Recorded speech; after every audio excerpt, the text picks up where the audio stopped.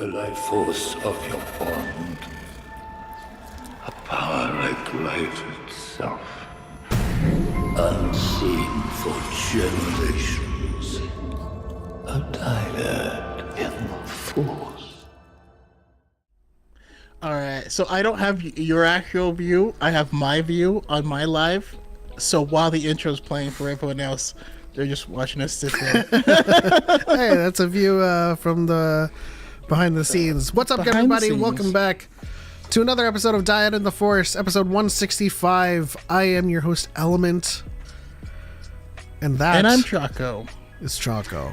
Yeah, I got thrown off because Johnsky in my chat just asked my thoughts on well done steak, and I was so offended. There's my no brain thoughts was to like, be had. Shoe rubber? No, I grew up on well done steak because that's how, frankly, a lot of black people ate their steak. I mean, it becomes from buying low quality meat and having to cook it a lot more to make sure it's good. And so that's all I ate, and I thought I didn't like steak, and now I love steak. Yeah, I mean, listen.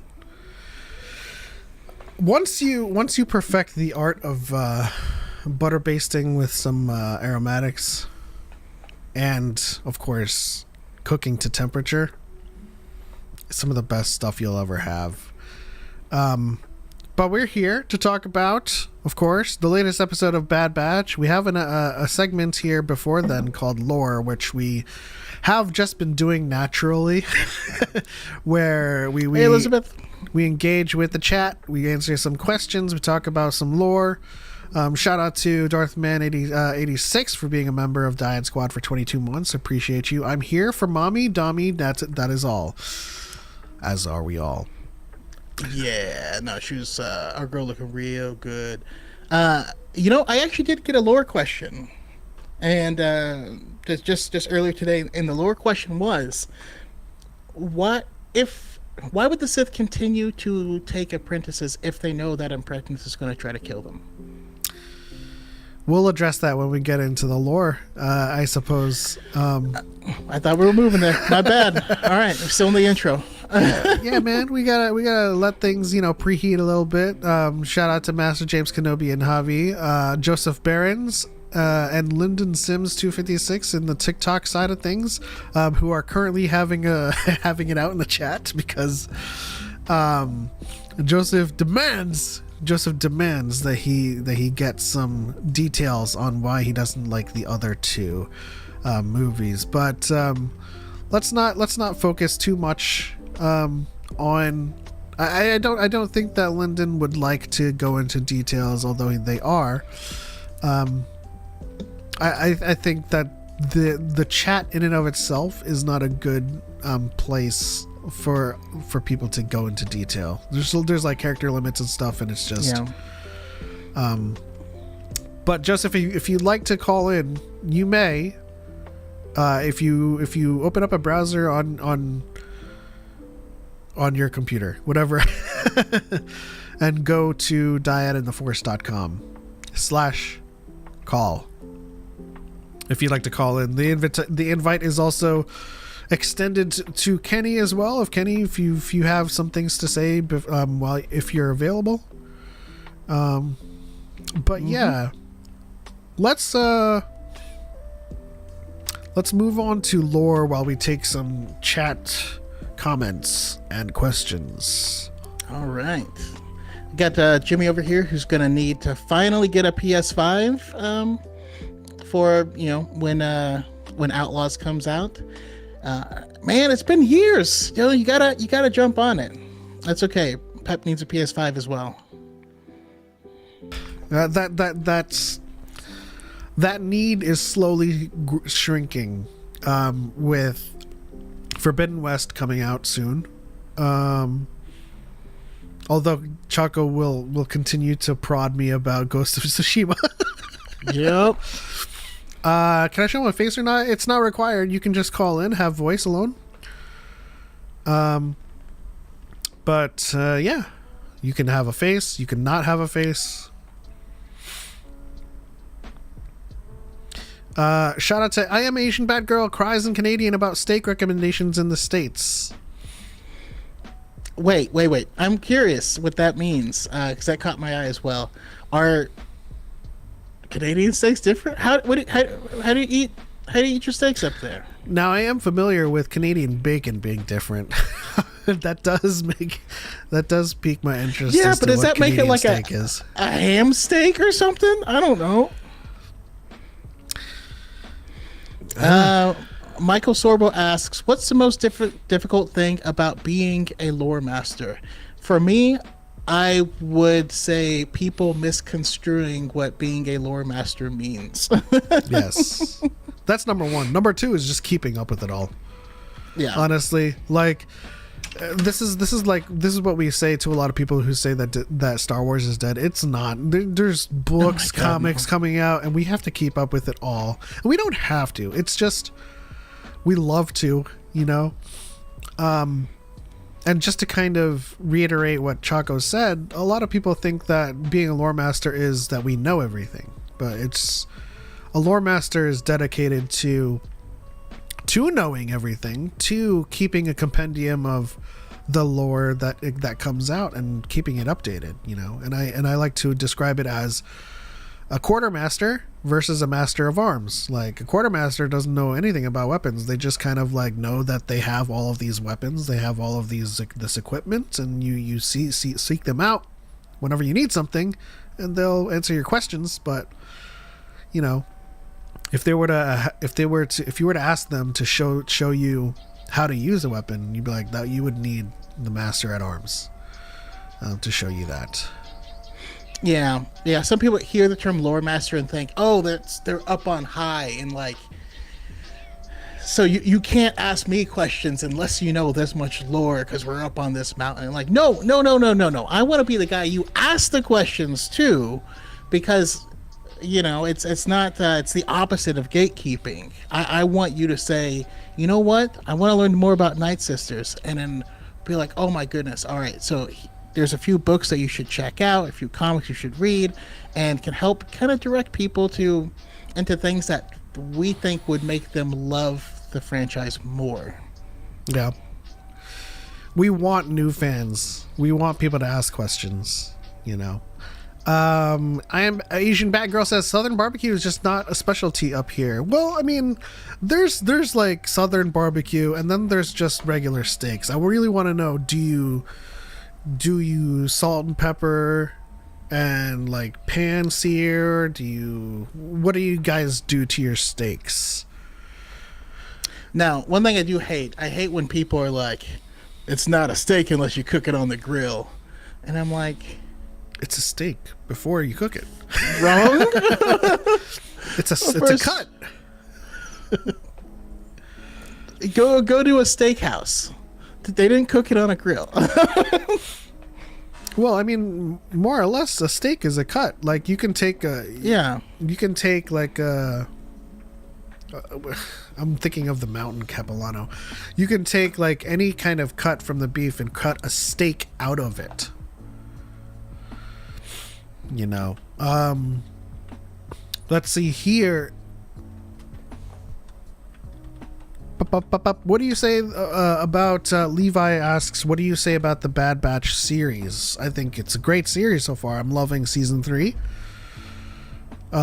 It's making it work in a time period where there's not a lot of story threads left to tell. They're telling them.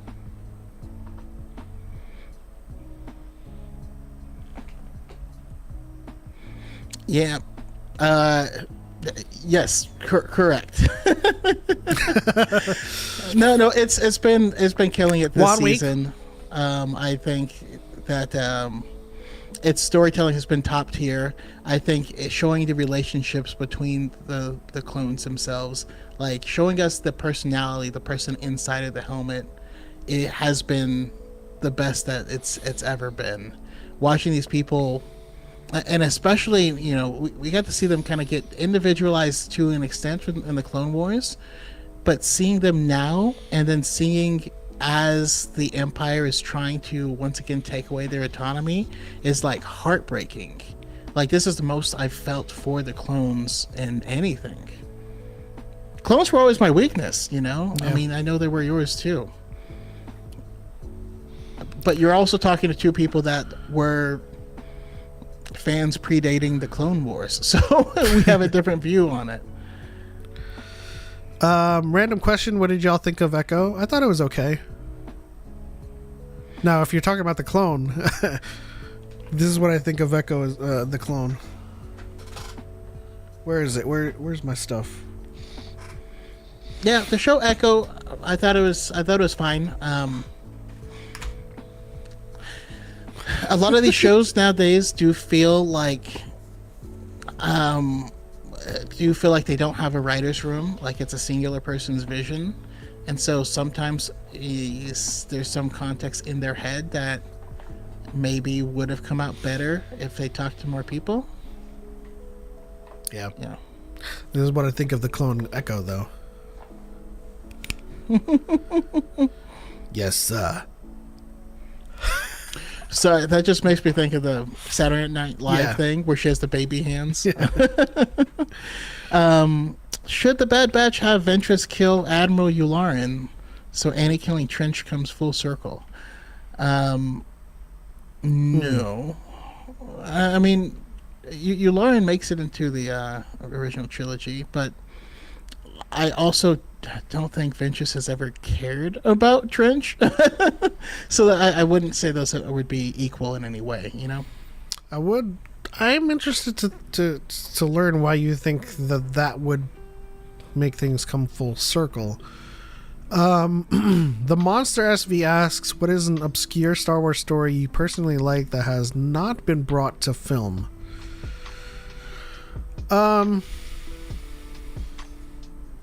Honestly, you know, the first thing that comes to mind is The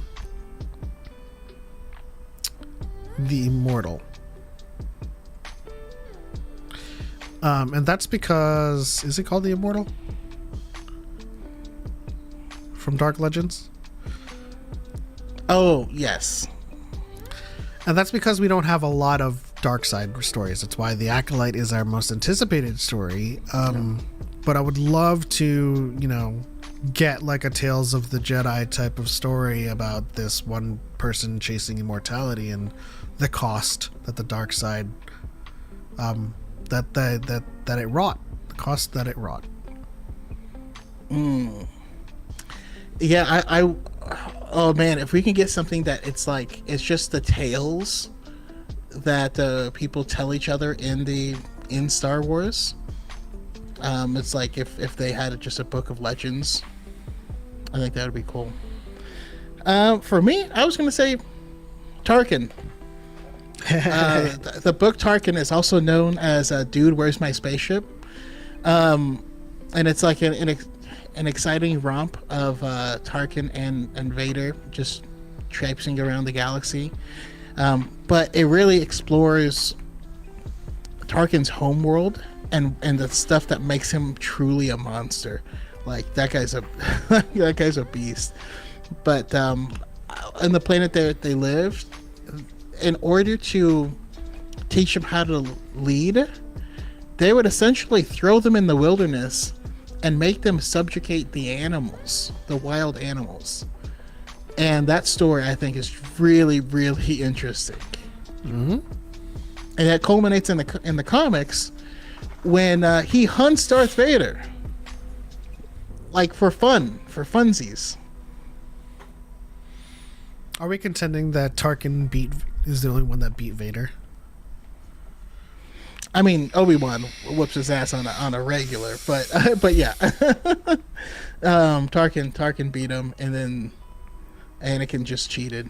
Naughty Wookie asks, what didn't you like about the series? I really like the conflict between Daughter and Kingpin. So I'm gonna be honest, I'm not a huge fan of the character Echo, so I thought it was an okay show. I liked her story, but as with all things that I'm not like really a fan of, like I'll just consume it, and that was pretty good. But like it's not something that hypes me up like, the prospect of like a Wolverine and a Deadpool, for example, because Wolverine's one of my favorite characters. So it's not necessarily anything that like is a discredit to the show. It's rather just my own personal excitement level. Yeah. For me, I would say the Marvel series have had trouble historically sticking the landing, and so it was a good show. It just wasn't great. I don't know. I didn't get my feels there. But I love the actor, and I definitely she did a great job. Things. Yeah. How's it going, Chase? I also Shout seen out to Vincent Chase. D'Onofrio back in there was also great. Hello, my beautiful babies. Listen, I'm older than you, bro. Let's not get things twisted. But You could be an old baby. Ain't you seen Benjamin Button? True. Okay. Back to your original lore question. Can you reiterate that again? Oh yeah, so the original lore question I was asked earlier today was, why would the Sith continue to take apprentices if they know that apprentice is going to kill them? They don't. It's so, I mean, it depends on what era we're talking about. Right? If we're talking about the Old Republic, let's take before Rule of Two Bane, for example, the Brotherhood of Darkness. They wanted as many people as possible, or that was led by Khan, right? Yeah. They wanted as Khan many people. And Kopesh. Yeah, they wanted as many people as possible to be able to, conquer the Republic. I mean, they were conquerors, right? But at the same time, that ideology shifts. And so if we're talking about the Rule of Two, I think essentially they take on an apprentice because the Rule of Two is one to hold the power, one to covet it. And it kind of keeps them both I'm trying to find the words for it, but it keeps them both It in lights check. a fire. It lights a fire into both of their asses, No, I mean, I think the Sith being so inherently selfish that we forget that above all, they're loyal to the Sith, right? And so they're loyal to the continuation of the Sith. The ultimate goal being to destroy the Jedi and to destroy the Republic. So, it's not so much like that they want to be the forever person. It's that if they are no longer the strongest, they don't deserve to be the top. Yes. Sidious was different in this regard. I would argue, though, that it's not that Sidious was different. It's that Sidious accomplished the goal. The goal of the Rule of the Two was to reach this goal: destroy the Republic, destroy the Jedi. Palpatine did that. At that point, I don't think anything else is needed. Like, he fulfilled that contract, sort of thing. Yeah, but at the same time, you have to think about his personal goals being somewhat of a semi-admission to the fact that he's not the most powerful. Like his goals of raising Anakin to be a new vessel, offering that up to Luke, then offering that up to Rey.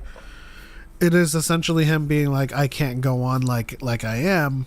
I need, it was kind of like Valkorion in some respects. Like, I need a new body to maintain my power and to go on. And it's sort of kind of like a subconscious admission that these people are more powerful than me, but their bodies serve as a greater vessel to increase my own power. Well, by the same token, though, that goes all the way back to Darth Bane, where he was starting to get really antsy because Xana hadn't challenged him, And he's like, what the heck? Like, is she just gonna wait till I get old and die of old age? Like, that's not the way of the Sith. She needs to challenge me when I'm at my most powerful to prove she's more powerful than me. And so when she didn't do that, and it turns out she had her own plans, and she wanted to find whoever would be the next acolyte or the next apprentice first, so that whichever one survives, that's who it is. In the meantime, that's why Darth Bane went to Darth Undeadu's tomb in order to find that technique of jumping into someone else's body. It's because he didn't want the victory to be because of old age and then getting weaker. Yeah. So like even that, I'd still argue a little bit against it. I do know that, like, even though they take on an apprentice knowing that the apprentice will covet the power and eventually try to challenge them, they don't. So, like, the way the question is asked, they don't know if the apprentice is eventually going to kill them. Mm-hmm. They know that the apprentice is eventually going to covet and challenge them. So, in the effort of, keeping the Sith going, they take on apprentices. But should their apprentice fail, then... Yeah. The alternative is they don't take on an apprentice, and then when they die, there's just no more Sith, and they have to start over. Exactly. Let's see here. Craig McGowan says, I would have preferred Snoke being a fallen Jedi who resurrected Palpatine on Exegol and ended balance. This way, Anakin fulfilling the Chosen One prophecy is intact. So Anakin fulfilling the prophecy is intact still. Mm-hmm. Either way. Yeah, the fact that Palpatine himself was the arbiter of his own return does not mean that balance wasn't achieved. But if that would have been your preference, that's cool. Asian Batgirl says, I don't think there's a special Canadian way to make steaks, but yes, Connor, now I'm also hungry. Okay, so long as you guys keep it from well done, that shouldn't be a problem.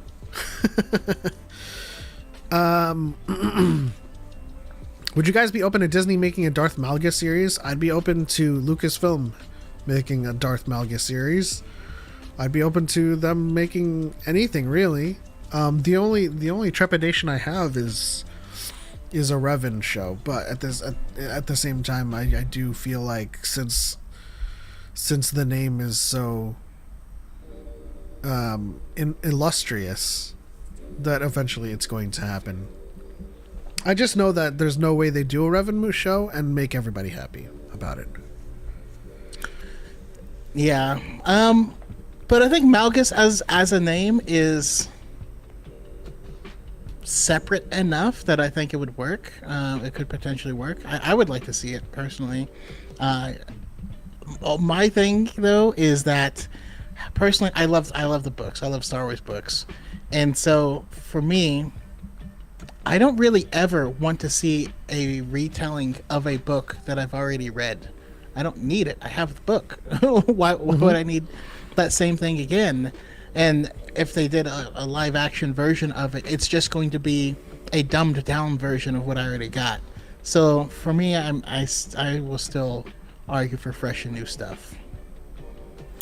Now the conversation changes when you consider them to be making a new story for those characters. So yeah. It's not an adaptation of Deceived, and it's not an adaptation of Legacy of the Sith from the SWTOR side, but rather it is a new story about of the Sith, with Darth Malgus being the main character or the central plot to the story. But it's like different, and it's kind of like a different version. It's their version. It's the canon version, right? Because a lot of small little nuggets of the Old Republic are canon breaking. Yeah, and so that's one of my big worries. Craig, I want Disney to make a young Palpatine show with Tom Hiddleston. Um, and you want that show to have Darth Plagueis and a younger Dooku in it. I mean, as much as here's my hot take. I love the book Plagueis. I think it'd be a terrible series. The book is a lot slower than people seem to think, because the entire book is just political intrigue. You know what I mean? Like, yes, there's certain action sequences. There's one time where Plagueis is running naked on a beach using force speed, and everyone's like, "What the hell was that?" And there's a couple cool action set pieces, but the book itself it's largely political. It's largely meetings and stuff like that. So, yeah. This is why I often take the default position that 90% of the people haven't read this stuff. Because I feel like in an effort, when they say, "Oh, we better see like Darth Plagueis," I feel like that's in an effort to see a show that is like 6 episodes of Plagueis and Palpatine doing Sith rituals and just doing Force lightning into the air. It's like that's not the case. Same with Darth Malgus. Like, Deceived in the Sacking of Coruscant is probably the most actionist of, if that's a word, the most action of action in Malgus' story, apart from the war, which happens a little bit later. So it's kind of like, I feel like a lot of people may want these stories for want of something that doesn't exist, for want of something they think is part of the story. Yes, and unfortunately, I think a lot of people judge stories based off of, in my heart, I wanted to see this, and you're like, well, how would that work? And then they're, so easy to condemn, so hard to create. Yeah. But could you imagine 3 episodes of Darth Plagueis just saying what they achieve is but a facsimile of the truth? Only a real Lord of the Sith. I don't know why I'm channeling Sidious. Whatevs, but just know, guys, that like if there is any kind of effort to bring these stories to the fold, there will be massive changes, or they will be new stories.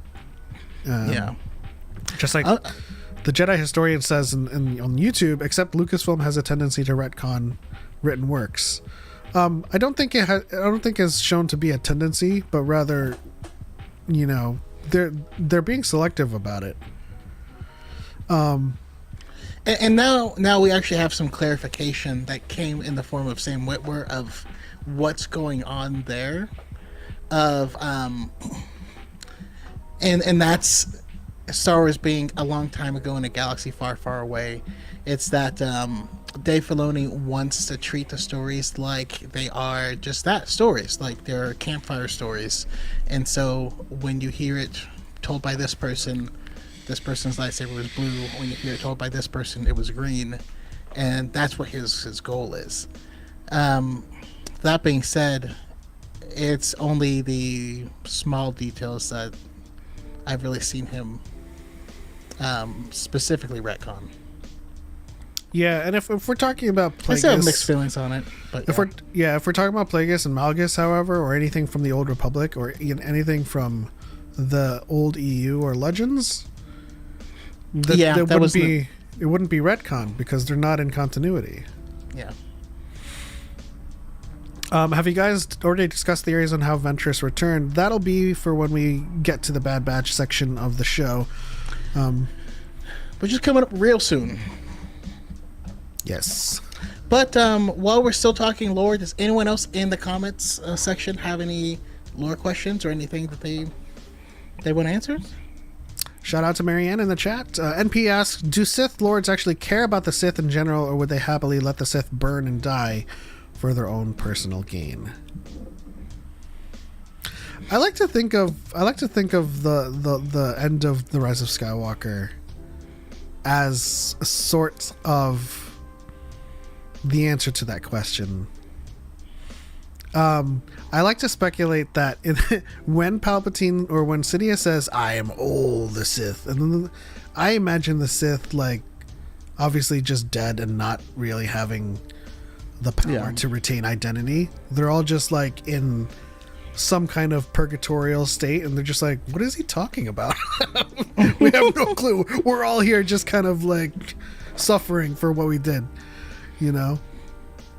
I mean, at the end of the day, I'll let Choco have the final word on this, but like at the end of the day, I think they all had, they were all chained and shackled by the endless loop of feeding on themselves, and they had ambitions and aspirations to be what the Jedi were.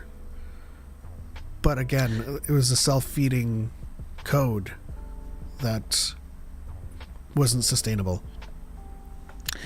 Yeah, I mean, I would say, to directly answer, I would say yes, they are that loyal to the Sith, because while they are selfish, all of their gains have come from following the Sith ways and the Sith belief system. So yeah, I would say so. However, you have to the other thing to understand is the leader of the Sith kind of makes up is in control of all the rules, you know? So there's a little element of both. Because there's no official rule set to being Sith, right? There's philosophies that you can feed into and that you can create your own versions of. But it's not like the Sith are actually not very dogmatic. They're just dicks. I mean, I think the dogma that they push is, as I said, it's something that is contradictory in and of itself. You know, with victory I am, or through victory I am free, or through victory my chains are broken. My chains are broken, but by virtue of tapping into the dark side, they are already chained and shackled to something that is unsustainable. But it's like in Bane when he realizes that, you know, the Jedi are wrong about everything that they teach, but at the same time, as he learns more and more about the Sith, he's realizing how right they are sometimes. Like, personal attachment is holding him back. But I thought being of the Sith, you are free to do that stuff. You were free. You had no rules. You can have your attachments and let it fuel your anger and hatred and the dark side. But, you know, there's a lot of contradictions. And I know I said that Choco would have like the last word on this, but it's an interesting subject. I think in general, they want power, and they care about the Sith Order and the continuance and the legacy of it. But at the end of the day, the gains that they wrought through the dark side ultimately goes back into feeding it, and so they cannot sustain it. Yep. So I want a Mace Windu movie with Force Ghost Qui-Gon. Mace's sacrifice helped the rebels get Return of the Jedi intel. So Maul survived a larger fall after being cut in half by Kenobi, so Mace could have lived. I mean, Maul was sustained by the dark side. Mace Windu doesn't use the dark side, so I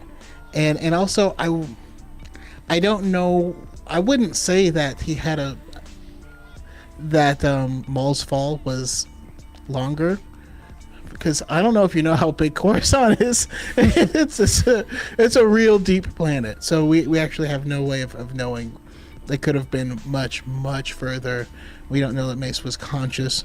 But one thing we do know about Mace's personality is there's no way he's not stepping back into the fight, until Return of the Jedi.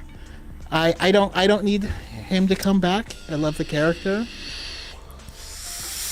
Yeah, he's at it. He's at his chance. I would love for him to come back retroactively, just not come back like I've been hiding this whole time. It just doesn't make sense for the character. I would love Sisslin Mir, like the comic with Sisslin Mir and his master. I think that would be really cool. Also, like when I reread the Bane books, this time it was with the Whisper Sync or audio, and I was glad to hear that they had pronounced Vapad as that, and I'm just like, I've always pronounced it that way because the two A's, but I'm confused as to why people often called it Vapad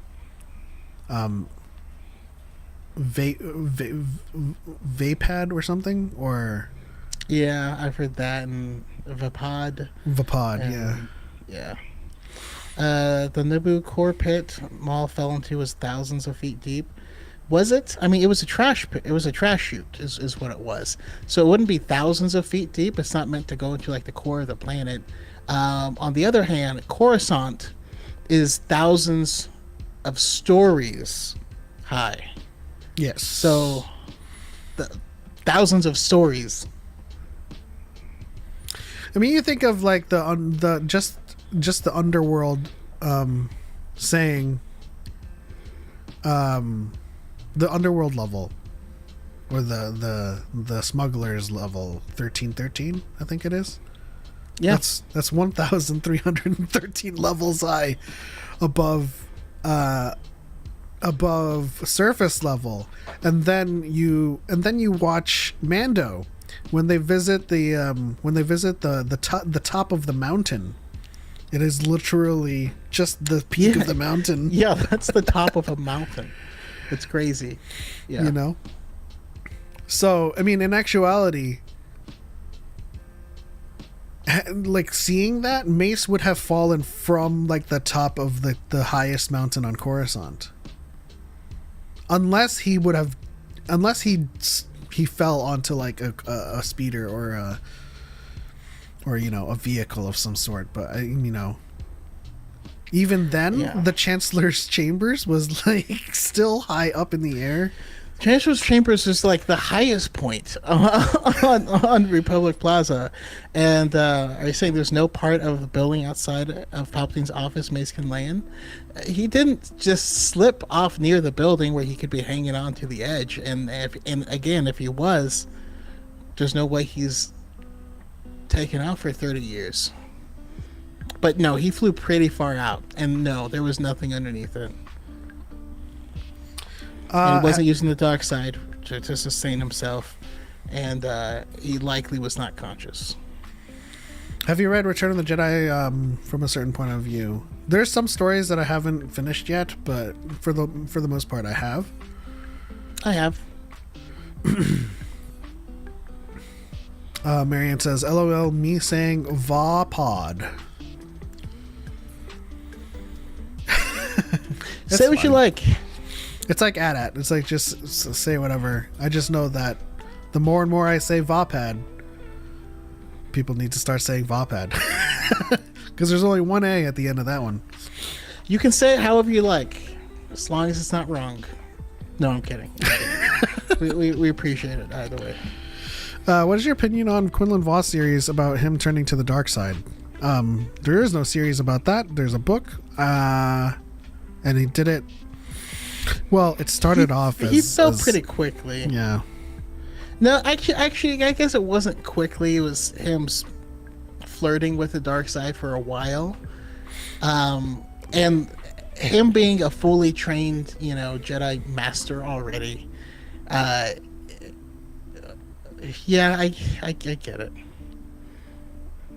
I think his dark side name is idiotic. It's the stupidest thing. Admiral Enigma. What was it? Yeah, that's the one. But also, God, it's so dumb. It also tracks with all the Sith names, though. It's just very outlandishly stupid. Like, you know what? I'm probably gonna get flack Mike? for Darth Tyrannus, folks, but like Darth Tyrannus, Darth Maul. I really want to know what Maul's real Darth name was. Sploder. Darth Sploder. No, I did like Khan Kopesh and Cordis and like those are some pretty cool names, but like the just the nomenclature of Darth and like this super aggressive aggro Darth Malevolentizer. I mean, I almost want to see the scene from Dodgeball of like Darth Blade, Darth Laser, Darth Blazer, Darth Riddler, Darth Tyrannosaurus Rex. Darth Caedus is a good name too. Just like the Darths that just were obviously word plays on like, you know, some edge lord names. And that's why I appreciate Revan. He's like, this is stupid. Just Darth Revan. Yeah. He's like, but then Alec was like, no, Malik. He just added an M and be like, man, that's the dark side of me. And you're like, where'd you get that from? And he's like, I just watched the Majin saga on Dragon Ball Z. I thought that was so freaking badass. There was a lot. I mean, this is why the Old Republic is largely still one of my favorite eras, because they were pretty normal with their Darth names. Even Darth Barris, who humps the air. Darth Vindican, like, even though that's like vindication, but like, or vindicated, it's still a cool name. Darth Mar. Yeah.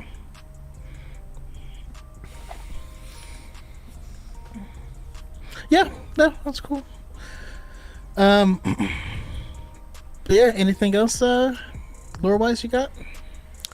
Darth Phobos.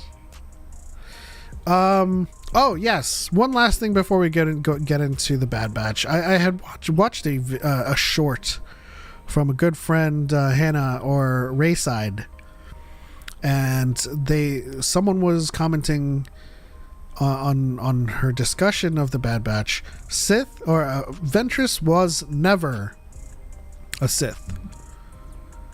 And I kind of want to get your take on it before I give mine. Was Ventress a Sith? No. All right. So in truth, no, she wasn't. You know, they did surround themselves with assassins and other Force users and things like that to get certain things done. But the person may not have been meant to carry the mantle of the Sith until they proved themselves. Now, that being said, I absolutely believe that later in their relationship, he was flirting with the idea of like, you know what? Together, we might be able to take Palpatine. Huh. I wonder. So like, I can see the possibility of it being a thought that wasn't quite there. And then Palpatine was like, knock that off. Listen, I see you. I see her. She's starting to get kind of strong. So, kill her. Kill her now. That's how I see it. But no, did the promotion go through? No. So here's where we disagree, because I think this falls under the category of unreliable narrator. And I have to ask whether we give Sidious exclusive arbitration rights as to who is considered a Sith. because on all counts of personage for Darth Tyrannus, he is a Sith Lord. And in the Clone Wars Encyclopedia, they say that Tyrannus recruited Ventress to be his Sith apprentice. Now, when we consider him being a Sith Lord, Darth Tyrannus, and him taking her as an apprentice, I think we can consider her, at the very least, in his eyes, a Sith apprentice as part of being a Sith. Whether or not Sidious considers her to be in the Sith, like in the Secrets of the Sith book, where she says, "Oh, Darth Tyrannus recruited her to be his apprentice, but she never joined the true Sith." It's like, my contention is there ever a true Sith? Who is the arbiter of the order? Well, and is it exclusively Sidious? Because then, we're talking about Darth creating his own order. A lot of different Sith. Is Tyrannus a pretender? I would lean on the do we have that she isn't until she is proven to be, right? That's where I lean. And so does she ever refer to herself as a Sith seriously? And I say seriously because of the 2D animation. After he recruits her, she goes, "I am Sith," and then he goes, "Ha ha," and then he executes her. It's pretty funny. No, but I can't. I don't recall him ever referring to her as a Sith. Her referring to herself as a Sith. I don't recall him teaching her any specific Sith arcane rituals, or I don't see enough. What makes a Sith? I mean, a Sith is a specific, dark side religion, and so I don't see either of them ever identifying her as a Sith. Tyrannus, yes, absolutely. He says it openly, says it proudly. Palpatine, yes. Vader, yes. Without that, we can play around with the no true Scotsman fallacy thing, but I don't see the evidence to support it. What about the Clone Wars when she refers to herself as a Sith? To Ahsoka.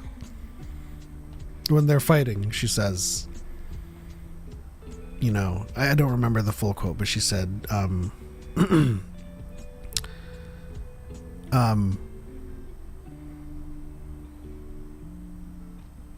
gosh, what does she say? She says something along the lines of, this is how strong you are compared to Sith, or something like that. I would need to see the quote, but even that doesn't sound like it to me. I'm playing devil's advocate here, because for all intents and purposes, I do think that she was never a Sith, but I do want to argue the arbitration here. It's like, with no true Sith order and centralized council, just like Luke. Well, the thing is, what makes him a master? Luke makes him. He just calls himself a master. So that's the contention there. But I honestly, I do think that that Palpatine is the ultimate, arbiter of that as well, as the leader of the Sith. He's the decider of the rules in that narrative. So just kind of hypothetical here. Hypothetically, if there was another order out there, let's say Sidious is working in the shadows. He's plotting all of this, the Clone Wars and everything, and he's the Sith Lord that is orchestrating this whole thing in the Skywalker saga. What if, horizontal from that, on let's say Korriban or Moraband, there is another Sith Lord out there that is also working in the shadows to towards their ambitions with an apprentice. Are they considered Sith? Yeah. Or who decided Sidious was the true Sith is the question. Well, I mean,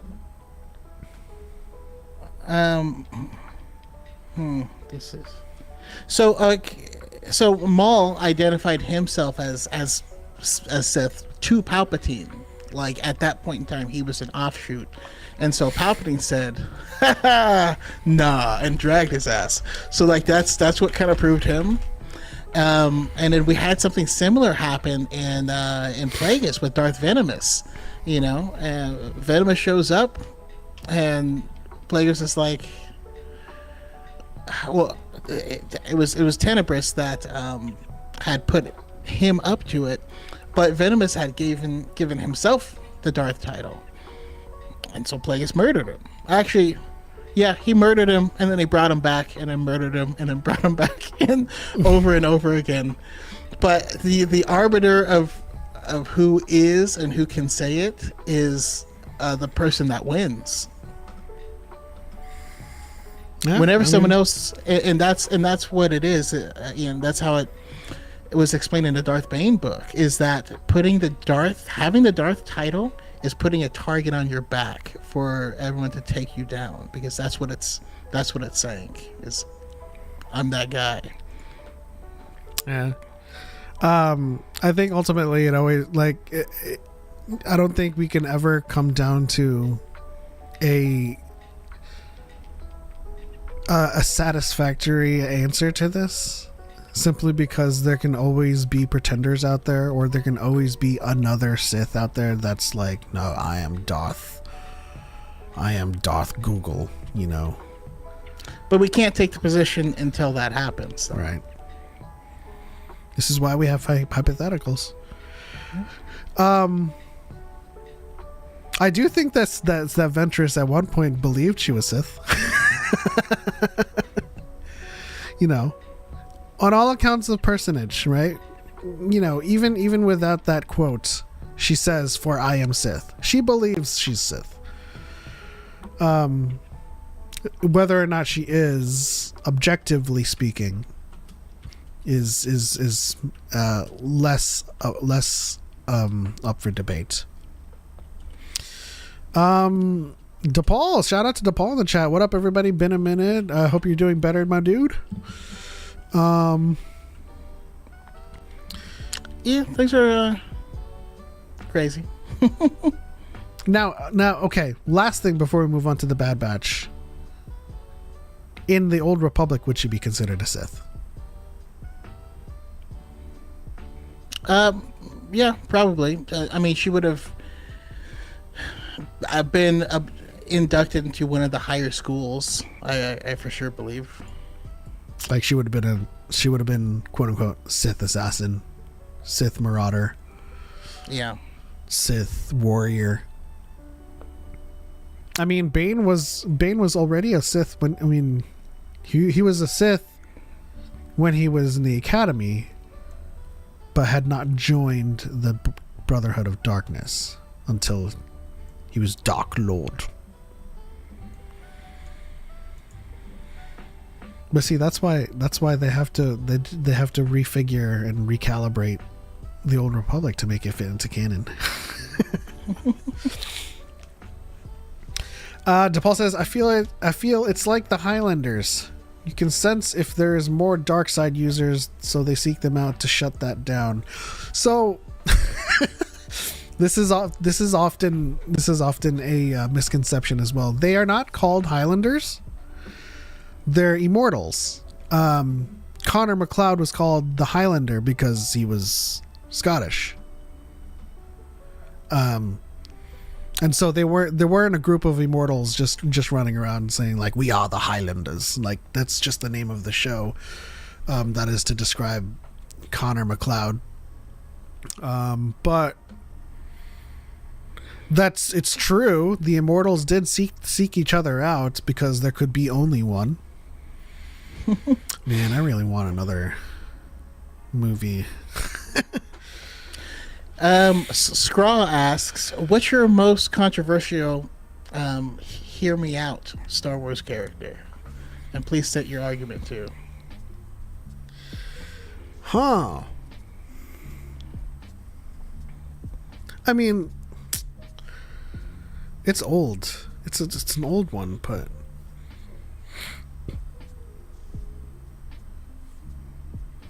it's also something that we argue all the time, which is like, hear me out.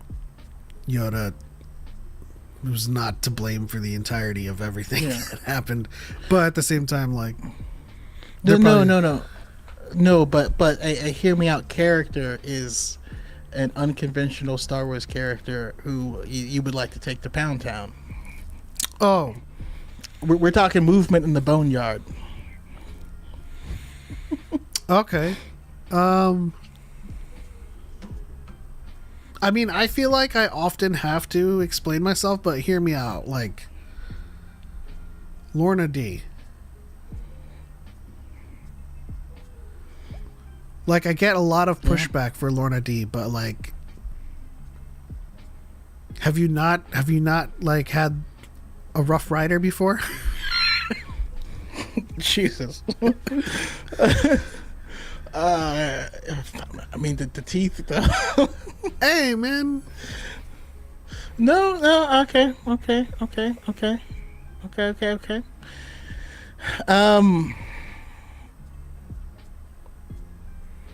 Man, and it has to be good. Like, I have to pick a good character, otherwise it like. Young said, you want those sharp teeth near the family jewels, Pep? Listen, I didn't say anything specific like that. You know, sometimes you gotta draw your boundaries. Okay, well, I can't really think of a good one. I'm gonna have to like go deeper into this. I'm my first thought went to Sice Noodles because what that mouth do. Just saying. You gotta be curious. I think that's low hanging.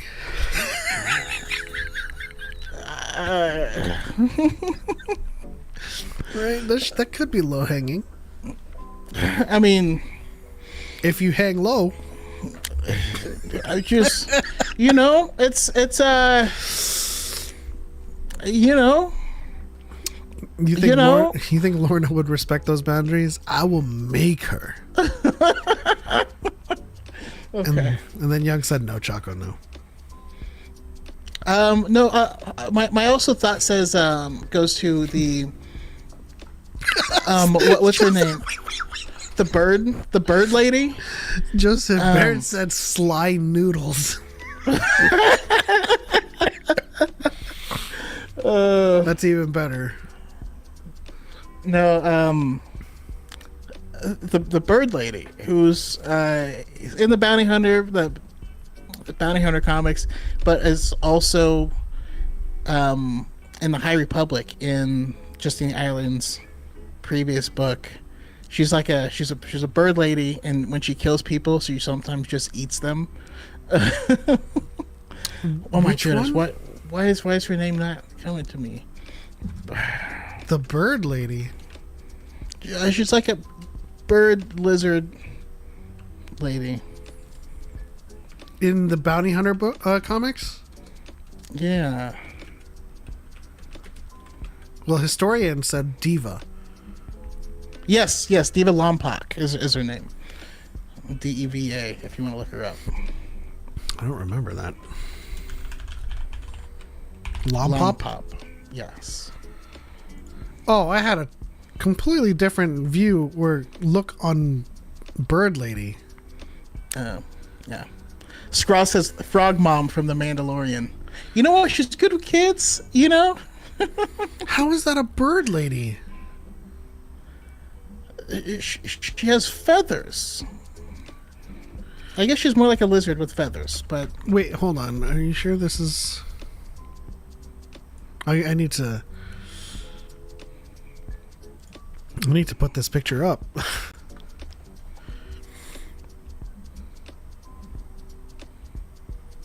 Oh, I don't have. Do I? You would know why if you remember reading about her, which also tells me you're not caught up on High Republic books. Is she from Escape from Valo?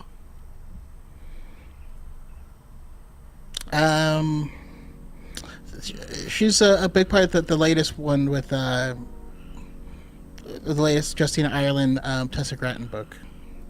Defy the Storm. Yeah. No, I haven't read that. Yeah, she's Ava Staros's personal bodyguard. Okay, I called her Bird Lady because she doesn't have hair; she has feathers. Okay. And I do need to put a picture of it now because like that's not a hear me out. That is like a okay. I feel like it's more of a hear me out than Lorna D. I don't know. She eats people. Here, guys. I'm putting that up there. Okay, this is a picture. All right, but you got to put the picture of yours up as well. All right, hold on. I just gotta find one. Hold on. Because I mean, I would argue that you picking a Twi'lek woman, which are like already known for people going after, versus like a lizard lady with feathers that eats people. I want more pictures other than Tempest Runner cover. Let's see this one. No, it's got a mask on.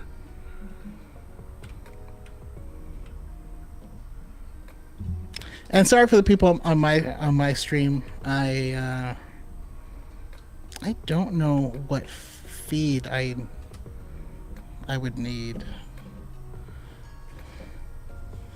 What feed are you piping over to TikTok? Virtual camera. I would need to feed my virtual camera into another Video Ninja and it'd give you that link. Yeah. Actually, but that's not hard at all.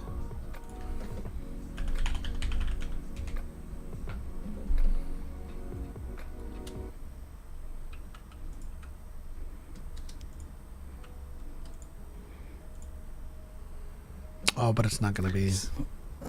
So perfect to get on this TikTok after just getting home from a Star Wars live concert. So Rushmush, what did you see? What was your concert?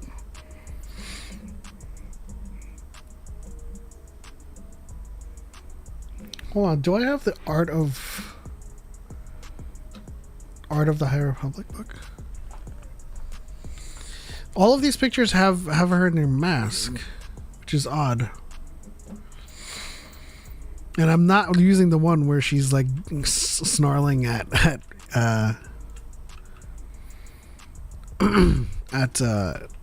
Avar.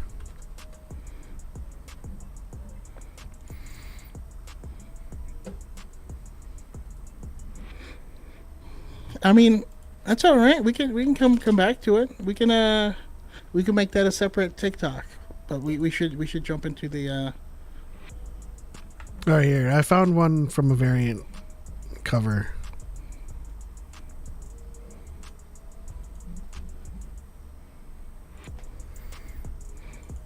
So Rushmore, so it was you and your dad who watched Return of the Jedi. Awesome. That was his 50th birthday gift. That would be an amazing gift. Here's the one. That's cool.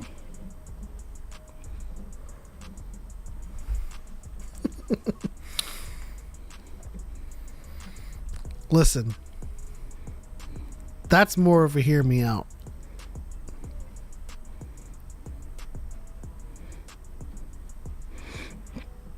I don't see how, but that's okay.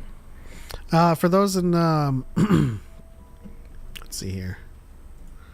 There you go. That's the picture right there. For those on TikTok.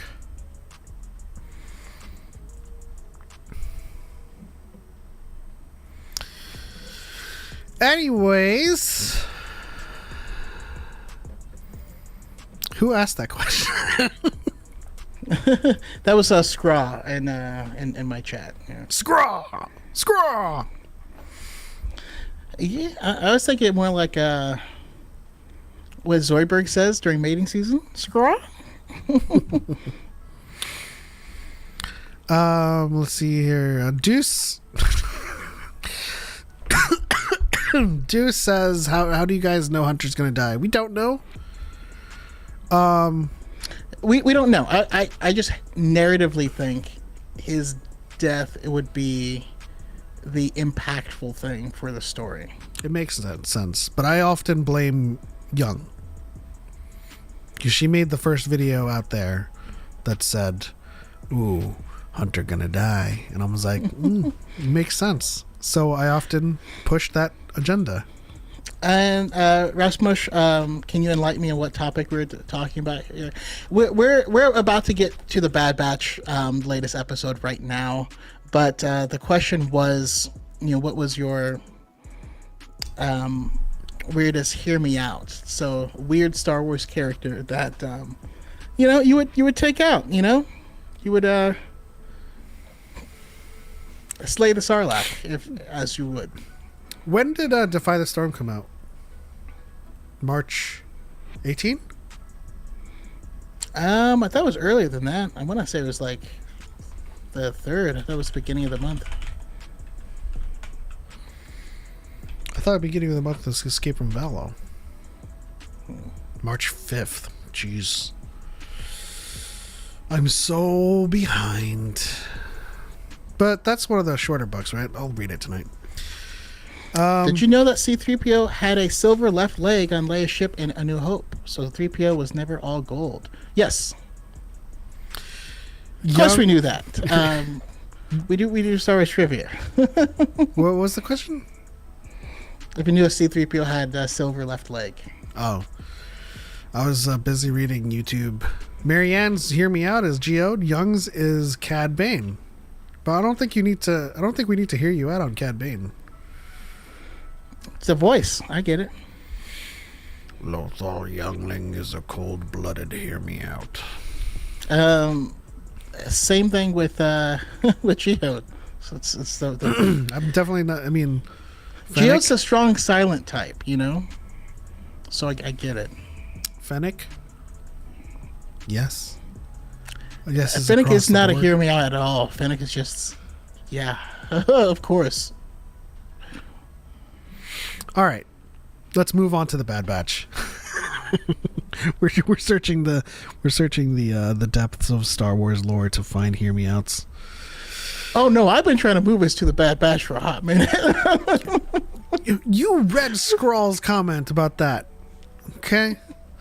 Oh, one question I did want to address was from Kenny, even though he might be already back to work. Let's see here. It was a while back.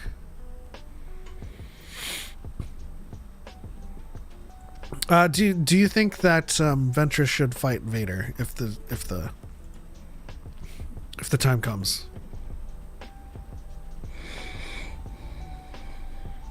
This is a short answer. Personally, no, not really. I don't know. I don't need. I don't need it. She's the reason for his scar, not Vader's scar. Anakin's scar. And she already gave it to him on Kato Nemoidia. Now, it's not really explicitly said, but during the fight on Kato Nemoidia, which happens in Brotherhood, she said the prose says she's coming down with a slash, and Anakin is not fast enough to block it. And then it goes into the next paragraph. So they're not explicit about it, but I'm pretty sure they were just hinting that she just gave him a scar. Yeah. Hinting at bringing something from the expanding universe in. Hear me out, old Daka. All right, Bad Batch. Bad Batch, episode 9. What was it called? It was called The Return, right? Yeah, it was called The Return. Thank you, Psych Inip Gibber, for the rose. Appreciate the support. The Harbinger. Okay. Yes, that's what it's called. The Harbinger. So, lots of big fans of this episode. We finally got, spoiler alert, Asajj Ventress back. And there are some detractors who were not satisfied with how they brought her back. But we did get some character development with Omega. And I thought it was very interesting what they did in this episode to kind of hint at the idea, at least, that Omega could be sensitive. Now, of course, aside from what Choco and I think, which I'm pretty sure is a no, it could still very well manifest, but I don't think she is. But it was cool seeing that. It was cool seeing the Ventress try to train her. Ventress kind of mollywopping the Bad Batch. Like, you think it's going to be a different outcome the second time around, but then when Omega comes back, they're all just like whopped again. Yeah, so I'm on the same boat. I am curious, everyone in the chat, what you guys think. I'm also in the boat that that her midichlorian level is not anything significant. And one of the reasons I say this is because, she is the line of like, well, she is force sensitive, then she has to go away to train. Why would Asajj Ventress think that? I'm not sure. I thought that was strange, but more importantly, I don't think it matters. So when they were running the experiments the whole time, I never for a second thought it was because she was going to be force sensitive. That they were looking for something that was a catalyst for DNA that didn't cause the deterioration of the midichlorians of someone else's DNA. And so, yeah, I didn't think the things were related, really. Yeah, I think ultimately it comes down to because the samples that they're taking, right, is the blood. And I think without a larger sample of the entire network of her blood, you wouldn't have a lot of midichlorians to begin with in your sample. So using that sample to kind of gauge if it's a success or not, I think largely depends on what her blood enables, rather than if her blood is, or if her M count is significant enough to give her force sensitivity. I think the way that Omega was made, whatever augments she's had enables for the transfer of M count without degradation, but there's little in there to suggest that she herself is sensitive.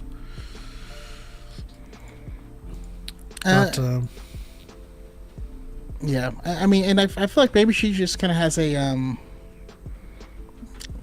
just a really close feeling when it comes to the clones, or because of her DNA is where the rest of the Bad Batch sprouted out of, meaning she contains multitudes, maybe.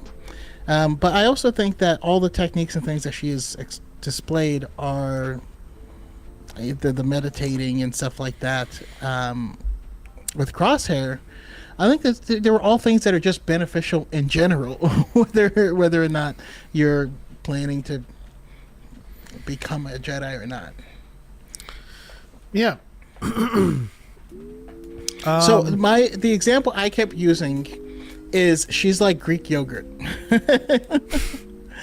She's like plain Greek yogurt. So if you need to make a sauce, you can go garlicky, you can go sweet, you can add honey to it, right? It's a base that allows you to add whatever you need into it without degradation of that thing. She's Greek yogurt. I like that analog. Wasn't so Young says in the chat she's like Lyra Urso, but I think Lyra Urso was fully sensitive. She could wield the Force. I mean, in the book it says she was able to feel it, not wield it, but that was enough for her. In Catalyst, wasn't there a part in the book where she used it? No, not to my knowledge.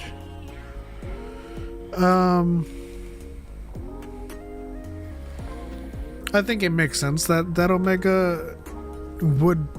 It's so we've been using this a lot lately too, as Chirrut Imwe as well. It's like there's a lot of people that are keen to it, but like don't wield it in the way that actual Force users wield it, and it makes sense. And I don't think that they're hinting at this fact as well, because there's not a lot of signs of it, other than her ability to empathize with her brothers, or with anybody that she kind of comes into contact with.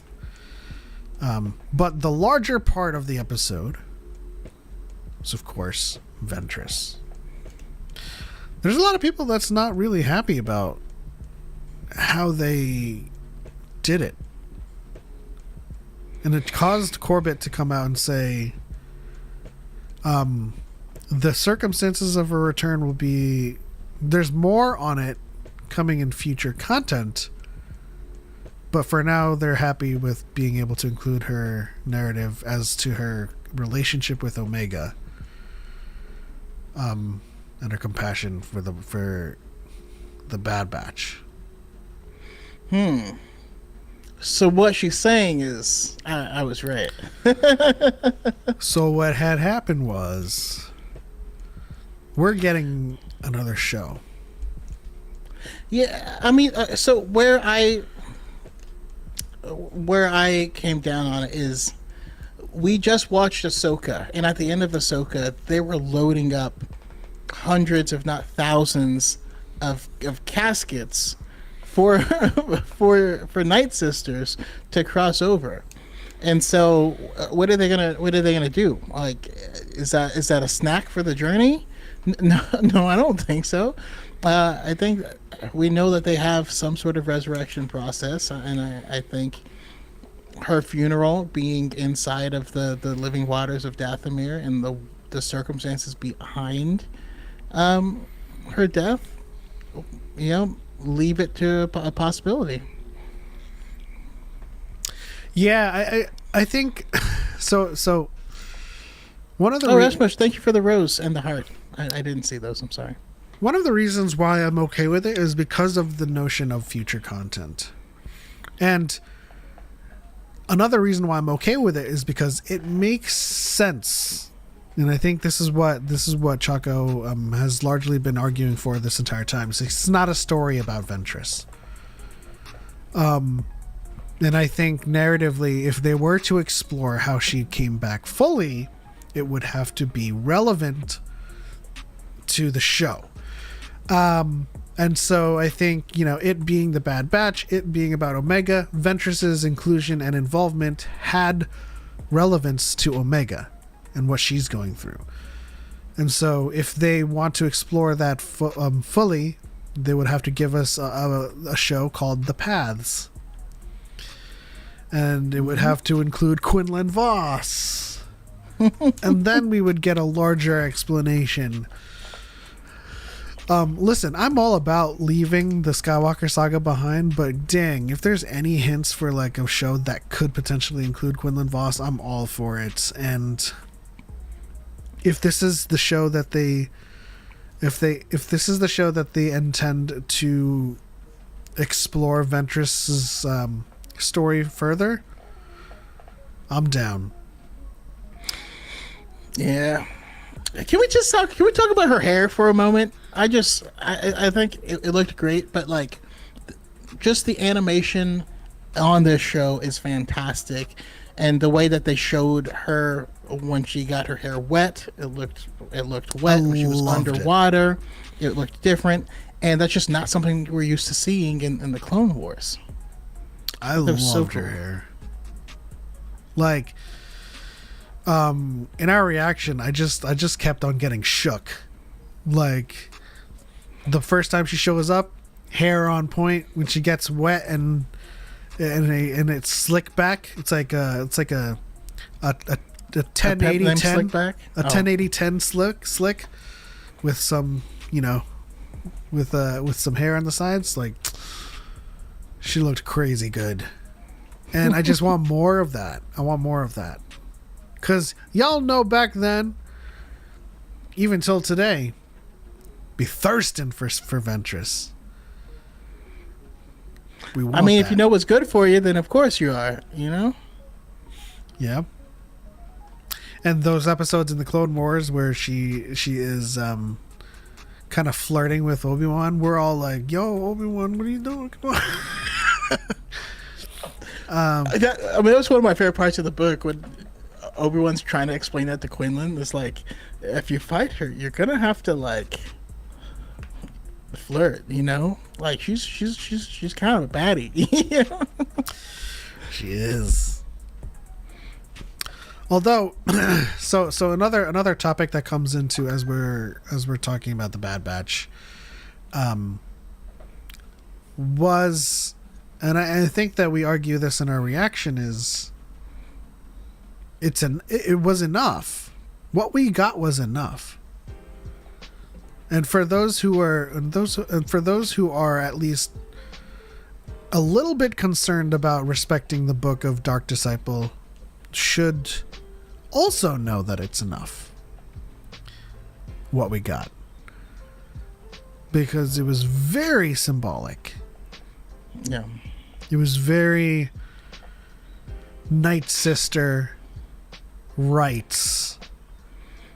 Yeah, I mean, the fish were the color of ichor, and you can see it dripping off of the teeth of the thing, and it's similar to the Dweller, and like they gave us, and we were feasting. I mean, to be honest, like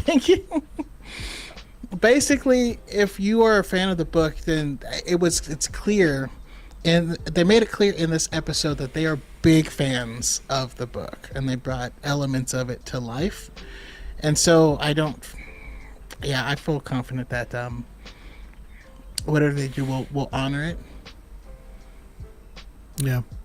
So, Kenny, if we are going to see Ventress back, I mean, I think we could potentially get a live action one in whatever Filoni's movie is, because who better to know about these foreign Night Sisters than Ventress?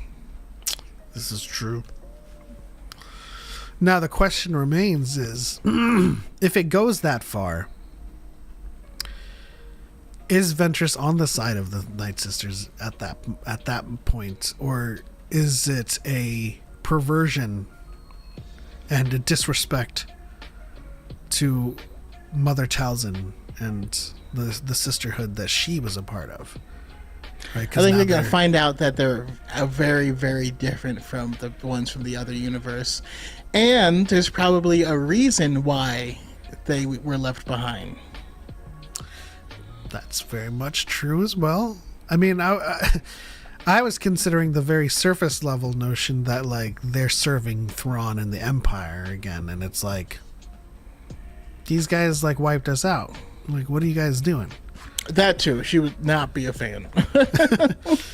Juan Pablo Contreras is just here to say hi. You two are awesome. Thank you for saying hi, Juan Pablo. You. Philo Dredo says Ventress is the Catwoman of Star Wars. Yes, I can see that. Mm-hmm. Kenny, I know you wanted to call in, but you're not on break anymore. You said, I'm still on the fence, but I do love the details. Can you let us know your fuller thoughts on this. And I know you have a video on it, but while we have Choco here and while we have a platform to talk about it live instead of leaving like character limit comments, what is it about this that is leaving you on the fence? Nedrick says, think we'll get Filoni's Ventress versus Kylo Ren. No. I think for the most part, and you guys are gonna hate me for this, we have to stop thinking about when someone returns if we're going to get them fighting someone else in the current timeline or in a later timeline. It's like Vader fought Ahsoka for very narrative reasons. Obi-Wan for very narrative reasons. There's no reason for Ventress to fight Vader. There's no reason for Ventress to fight Kylo Ren, of all people. I don't know. I think it makes more sense since right now all we have is a connection to Quinlan, that she goes off with Quinlan. You know, the fact that she showed up, or does she? Sorry, well, I mean, I do want them to be together, but like, I also can't help but acknowledge how they ended things, of her being like, he's evil, he's not the same, and like she dumped him. I need the story. I don't want them to just be together. I want to know how they've reconciled, because I thought they reconciled right before she did the thing. It was the J.J. Abrams style reconciliation, where you're like, yo, yeah, action, and you know, and you're like, nothing was actually done or said. They gave me the impression. Here are the threads that bind. When we learned about the path and what their mission statement was, and we got the Quinlan was here, and then that character, I forget her name again, she's like, yeah, he's been helping us transport survivors. Coupled with the fact that Ventress shows up as Fennec's contact, under the pretense that she needs to help someone that's being targeted for their M count. I think that the threads are there for sure. I think that she is both. She is involved in protecting people being hunted, insofar as Quinlan is helping out the path to help smuggle survivors, and I think there is a thread there. I'm not. It's not so ironclad that like boom, they're both working on the path. I just think they both have common threads and common goals right now. Yeah, that would lead them far from like the main timeline. I would think that like it makes more sense for Ventress and Quinlan to show up in the Jedi games with the paths and all of that than that does for them to show up to fight Kylo Ren. I keep on going back to that. Where do I call in at? I'll leave the link right here in the chat.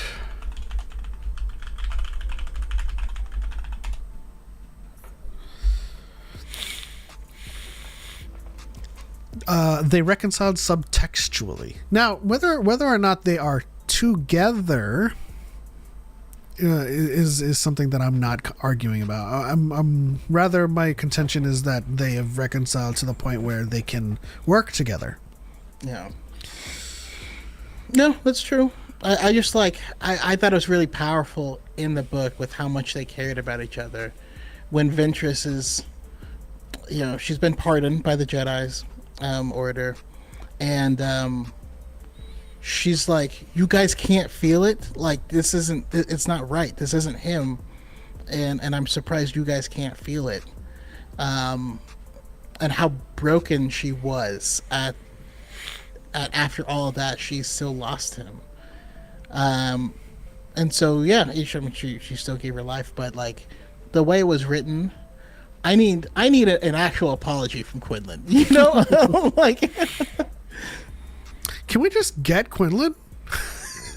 Let's talk about let's talk about what happens after the fact. I mean, like, we've gotten so many like carrots on sticks and baited fishing lines, but no Quinlan. yeah. And so after that point, you know, he comes back to the Order. They forgive him. He's fighting at Boss Pity, and pretty hot. We don't know. We don't know much else, but later he's doing the paths. I do know that, like, the amount of emotion she spent in arguing for Quinlan's fall, but to be brought back to know that he was redeemed might have some larger implications there. Oh, for sure. I'm just saying I want to see it. You know what I mean? Don't just give it to me after the fact. I want that. I want that story. Is all I'm saying. Yeah. Now, mind you, I'm all for this, but at the same time, my hear me out is that I still ship them, even though I know that in the larger narrative, it makes more sense for them to have come to terms with their feelings and have resolved them. I do still ship them. It's like the same thing as me still shipping Obi-Wan and Satine. She kind of dead, but I still ship them.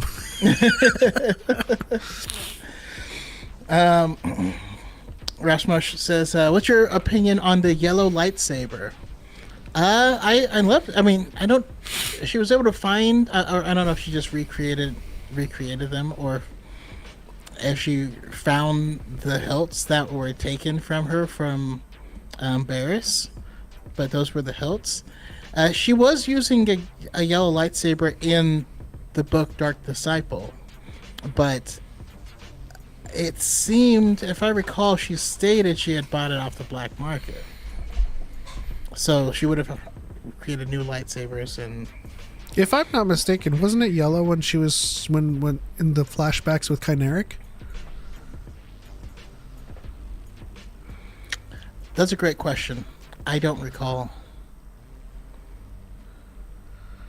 Whatever. Yeah, but maybe yellow is her natural color. All right, let's bring in our first and last caller. We don't get Quinlan because Jason Momoa's schedule is too busy. I feel like he's too big, and I think he needs to be a little bit more brown. All right, welcome to Dyad and the Force. For it's been a while. What's up, Kenny? Kenny, we can't hear you. I can't hear you.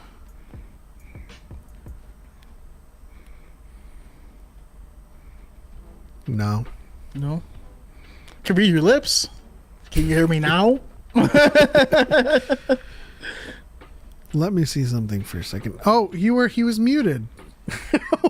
You had yourself on mute, bro. Okay. I'll pay attention to that. Kenny, call back in. I'll bring you in and I will unmute you myself.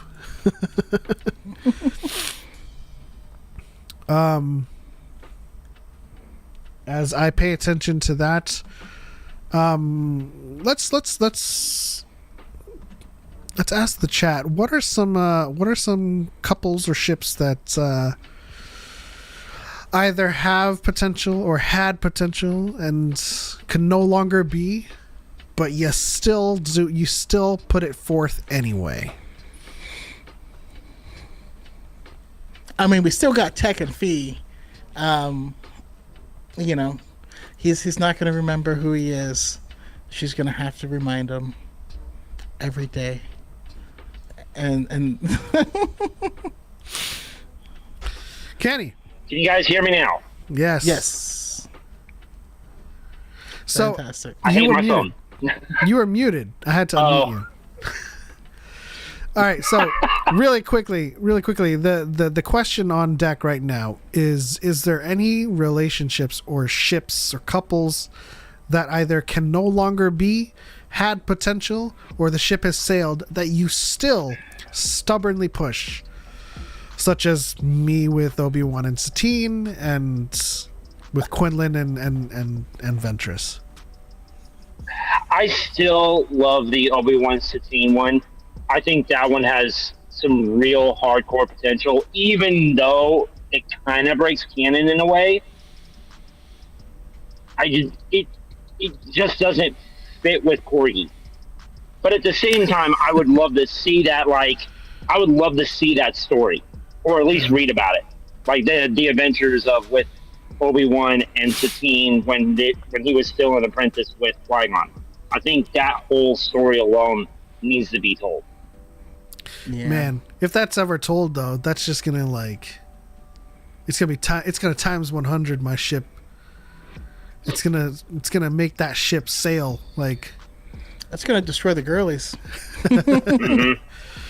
Historian says Yoda and Yaddle. I don't know, man. Like, they just want to confirm. They just want to confirm Grogu. That's all it is. It seems like a very specious position. You know, it's like saying I ship Loden with Jorah Malley. Wait, no, Loden was a Twi'lek and Jorah was a Togruta. Jorah Malley was Togruta. Who's the other Twi'lek? Lorna D. Yeah, I ship Lorna with Loden. You know, the Ned Rex has Jin and Andor. Obviously, yeah, that's a tragic one right there. Yeah, I hate that one, but it makes sense. Maz and Chewie. Pity hot. I mean, there's still space for Maz and Chewie. They had it, you know. Qui-Gon and whoever that Wookiee lady was. Brennan. That's like the weirdest Wookiee name I've ever read. Listen, she gave the best hugs. She gave back massages. You know, I can see it. I remember Brennan very well. And Obi-Wan is like, oh Brennan. my god. He would comb her hair at night. He would do this. No, but I'm still in the camp with Ventress and Quinlan. I don't see her and Crosshair ever hooking up or even having like this relationship. Maybe a mutual trust, but no real chemistry, if that makes sense. No romantic chemistry. Is that what people are shipping right now? Yes. I don't see it. Hardcore, like there's a full-on fandom going on since this episode blew up. I mean, it's just the hard pass for me, I think. I agree. 100%. I agree. Sijin says Pelly in the Jawa. That's very. What noise is that? That's her noise for Fuzzy. But yeah, Kenny, your thoughts on seeing your girl back? You know, did you? I was not expecting her that quick. Definitely not that early in the episode. I was thinking maybe halfway through, and we might get a second episode with her. Listen. But our pre-episode prep was like, I think it's going to be towards the end. But thinking back on the Ahsoka reveal in Mando, where she just was there in the first frame, like it kind of makes sense. She just kind of shows up right then and there. So. Mm-hmm. And it was a good jump scare too. Like you didn't realize who it was, and then you're like, "Oh God, hi." Yeah.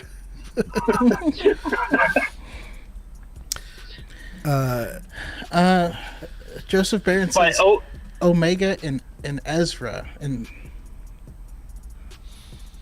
Can we remove Omega from the conversation for now? but like that would be significant in the future, you know, and she'd be quite a bit older than him. Daniel Martinez says Luke and Mara. Technically, Joseph put Urza, which like Urza Scarlet. That's even. Fairy Tale? But overall, the episode I give an easy 7 out of 10. I'm still a little salty that if this is the last appearance that we see of her until the next project, it's not enough. It satisfies some of the diehards. It gets some of the new people a new character to go look up and whatnot. There were some cool little montages from things that we've seen from previous projects. Like I saw one where I did a video on it where Ventress is holding her hand out, similar to how Ahsoka did with the Purgle. Mm-hmm. Like that's a cool little comparison. But at the same time, I'm like, there's a lot more deepness to this than just what you're seeing on the surface. Yeah, for sure. I think in terms of exploring how she returned and the broader implications Metrics. of that. God damn it. Etchy and Murmia. That's the yeah. That's from the holiday special. That's who he kept rewinding to take another look at. Jeez. If you know, you know.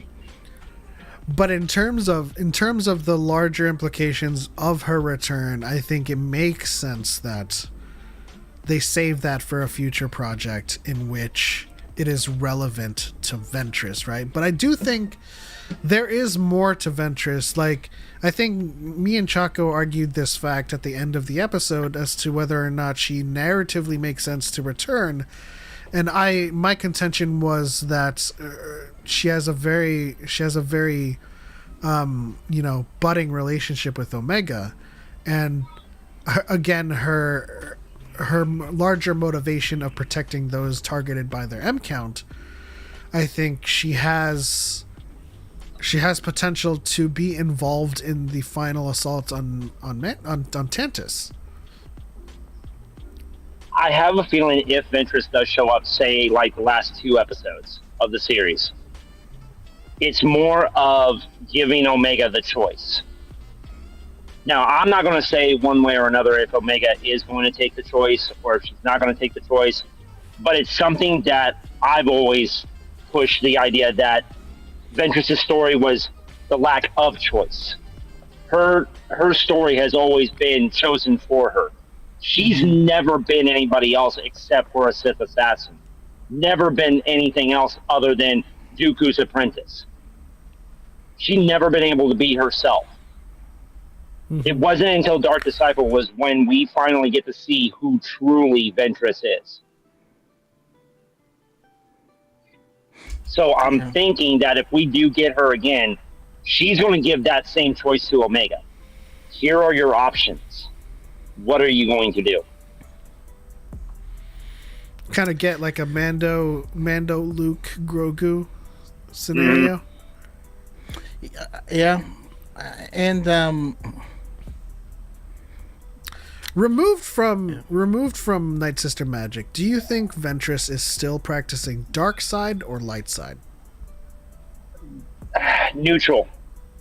And I'm not saying gray. I'm making that clear. Not saying gray. For legal reasons. I say neutral.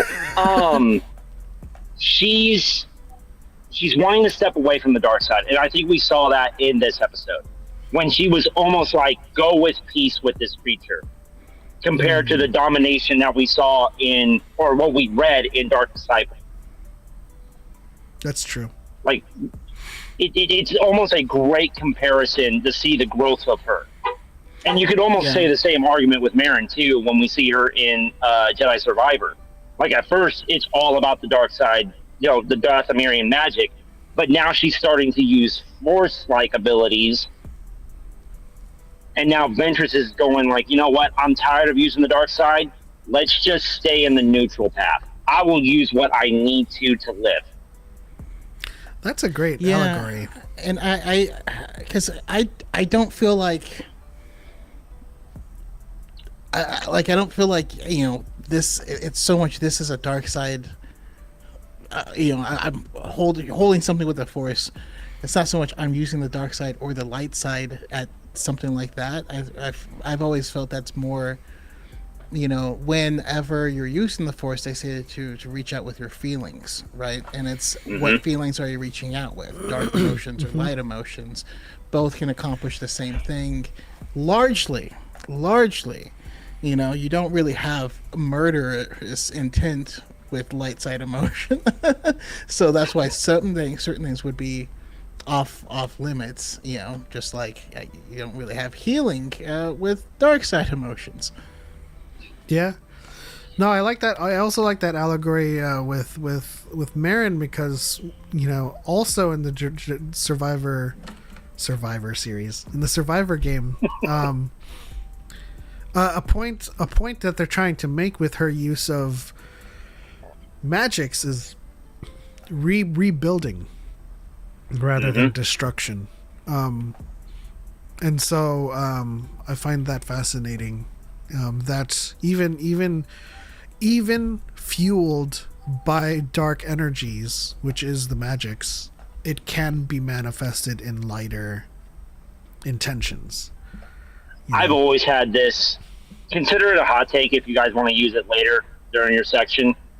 I've always had the hot take that the Sith are the ultimate practitioners of the dark side, but the dark side is not inherently evil. It's not. It just takes like the energy of negative emotions, or what we consider negative emotions. Not only that, but Mother Talzin straight up says, "I'm not a natural force wielder," right? There's other stuff involved, and so what they do, I also account a lot of it as being similar to the planet that Obi-Wan went to in the book Padawan. Where they consumed parts of the planet, and that's what gave them ability, and that's what the Night Sisters are doing. But they do it in the same vein of traditional dark magic, where in fantasy books where the humans can't wield magic, but animals can, and so they take the carcasses of those animals and crush it up and stuff. I kind of see it like that. Yeah, I think for the most part, my explanation for Night Sister magic has always been of the dark side, but not the dark side. So, because Dathomir is a font of, or is a nexus of the dark side, the Ichor in the living waters is fueled by it, but that is the conduit, right? It's not when they perform the magics and the rituals themselves, they're not drawing from the dark side, they are drawing from the Ichors that are fueled by the dark side, and that's what makes it so ambiguous in that regard. Legacy of Naboo says, does magic have the same binary as the Force? Not really, although you do once you venture into high fantasy, you get white magic, black magic, and blue magic and red magic. But I think again, in line with what Choco is arguing, I think magic itself is just magic, and how you use it is, and your intentions with it. It's the motion in the ocean. Yeah, I mean, like for the most part, fire, a fire spell, would be considered like a dark art or a black magic, but you can use fire to just light a campfire and be like, that was convenient. I go back to what Marin said in the video game as well, how she was describing how her magic works is that she imagines it like fire, that the more you fuel into it, the more you receive, but you fuel it too much, it will burn you. It will literally cook you alive. What was it called? Pyrosis? Pyrotechnics. Siren says, I think they're saving Ventress's resurrection story for later, with her hinting that she still has some lives left. Yes. I do believe so. I almost just straight feel like it's never going to be addressed, but in the Filoni thing, they're going to bring the coffins to Dathomir and submerge them in those same waters. Oh yeah, that's almost guaranteed at this point. And then But the question goes down: how did she get resurrected? Because if we're going to, those are the waters where they put her body. Where Quinlan and Obi-Wan put her body. Yeah, I think there's various avenues with which they can explain her returning by not necessarily including her, right? I think that's what Choco is arguing, is that like by virtue of them resurrecting these people in the coffins with the living waters, they're like, oh, it's now canon that those waters can resurrect. Therefore, vis-a-vis, concordantly, inexorably, they're taking the Lazarus Pit mindset, and that's cheap writing, in my opinion. Unless it's written that you have to already contain the ichor within you. Yeah, it depends on. Like it depends. Like a recharge. She did say she has some lives left, but then Ventress has always been different. She's built different, yeah. So Be an understatement. I mean, but she's actually force sensitive. Like a lot of people that there are some Night Sisters that pass the rite that aren't force sensitive. But for the most part, just in general, Night Sisters are not force sensitive, right? They use the magics.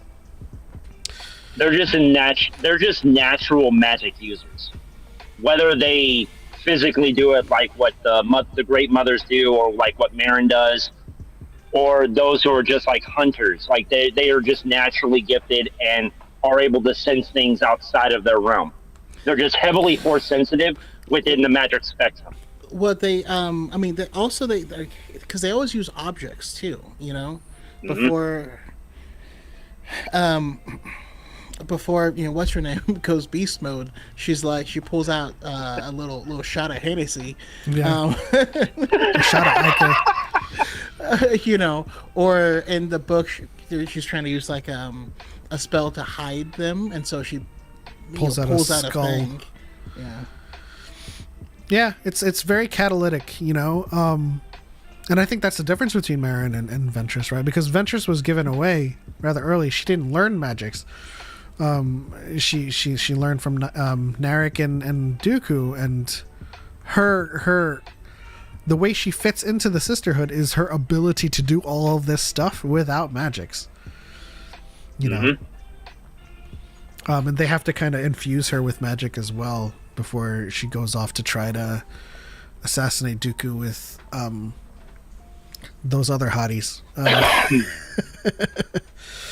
But yeah, I think for the most part, however they choose to explain her return, I think it is going to be explained in one way, shape, or form. And I know I mentioned it in the comments. I know. I mentioned it in the comments. Harris had the idea that maybe season 2 of Tales of the Jedi, we follow Ventress and Baylan. Yeah, that'd be cool. We could.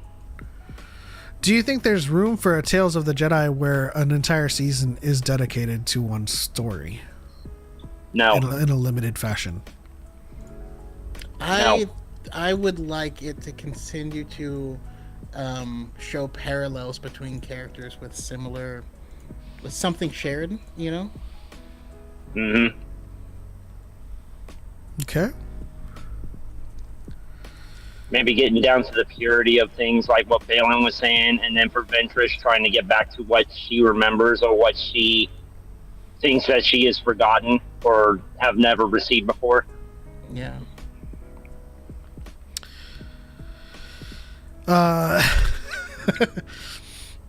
Jeez. As we prepare for the hot takes, I had to visit X to get some. If to X you go, only Nazis will you find.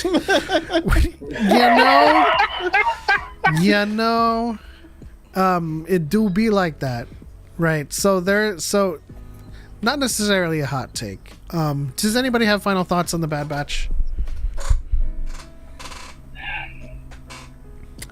Something Marianne mentioned in one of her videos of recent, talking about the hero theme with the batch when they were going against Ventress, where we heard the like profound hero theme of the Bad Batch with only 3 members, no Echo, no Tech, almost confirming that the boys are like this is the batch, and we're not getting Echo back. I think yes. I more and more as we reach later on into the series, I'm having doubts whether or not Tech will be coming back. And I will say this because I meant to mention this last week, but Clone X is Cody. We need something to set the catalyst of putting Wolf, Rex, and Gregor on their path. Who else better than Cody? Since Cody technically was the one who introduced the batch to the crew. I still feel like that's a weak thread to hold on to include Cody in this. I know. I know. Final thing on the Bad Batch. Kenny, is Omega Force sensitive? What's her M count? I'm not doing the M count thing. I'm definitely going to say yes on the sensitivity, but not to the level of anybody who can physically use it. I think she has the affinity, just like what Ventress said, which is what scares Ventress in the first place, which is why I think at the end, like I said at the beginning, that'll be her choice to make. Yep. Now here. Why don't we make things interesting? Three-way bet. I have no money, but I'll make it. Oh, we don't have to make it about money. I can put up like a Black Series figure. Ooh. And it'll just be a one-sided bet. Let's just say I don't think that Bug Eyes is Cody. Now, I did say more and more I don't think that Tech is coming back, but that still lines up with my theory that Bug Eyes is a clone of Tech and will be revealed as the clone of Tech and will be part of the emotional fallout. Quick cloning, though. Hey, where did memory come from?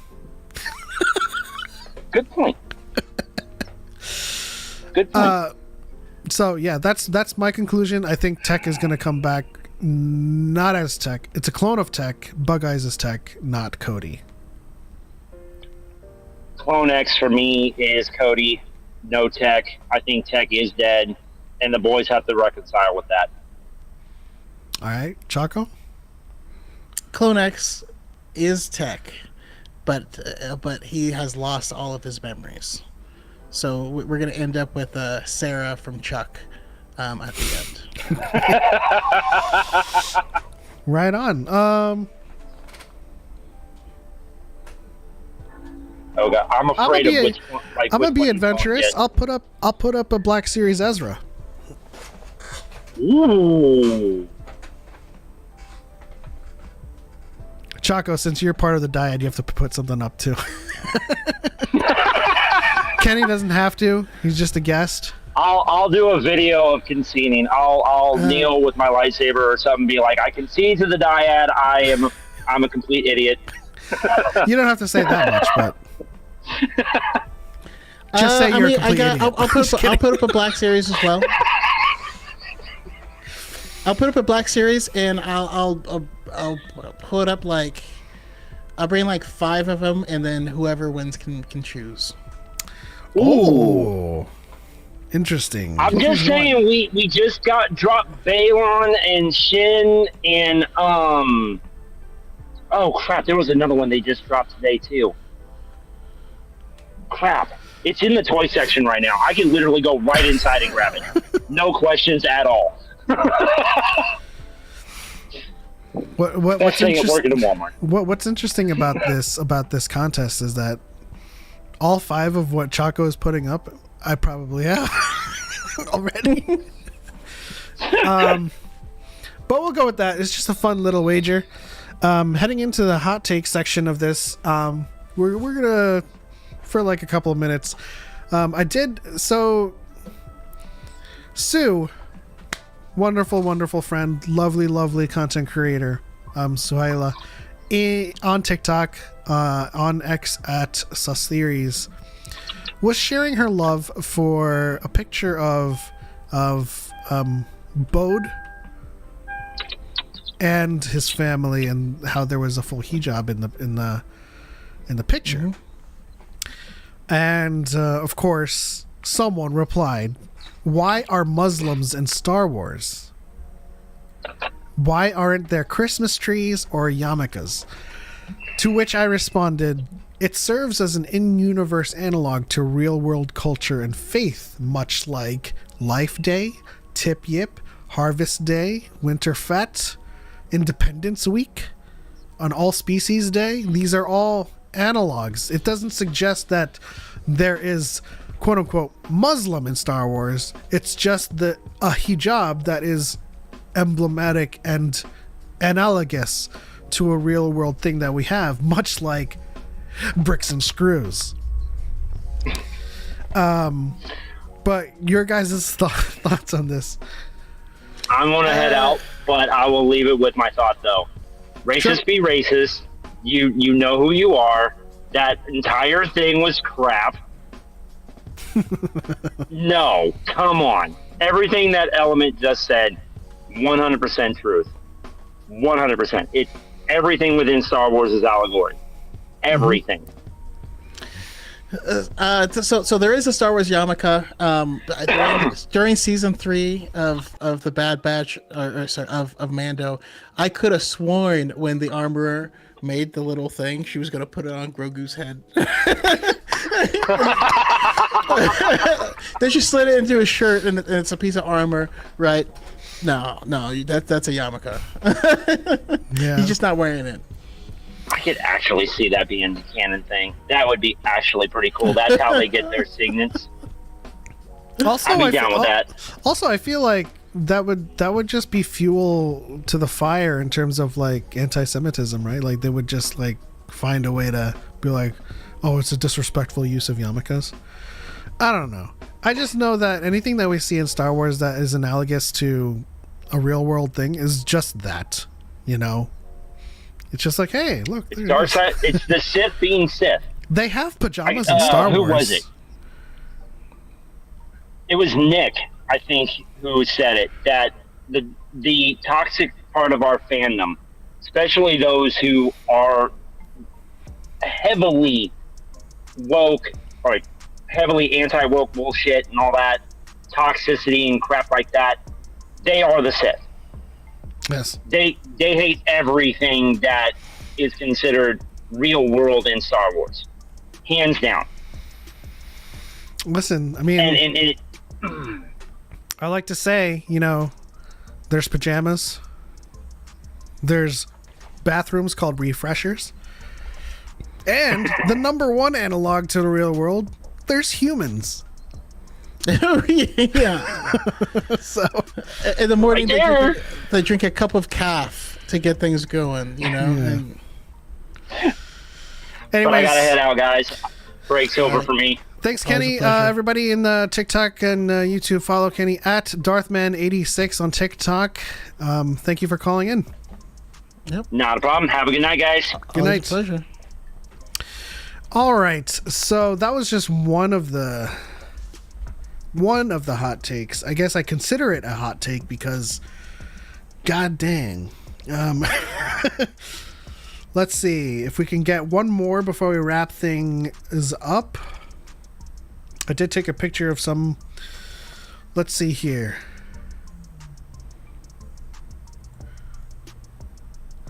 Do-do-do-do-do-do.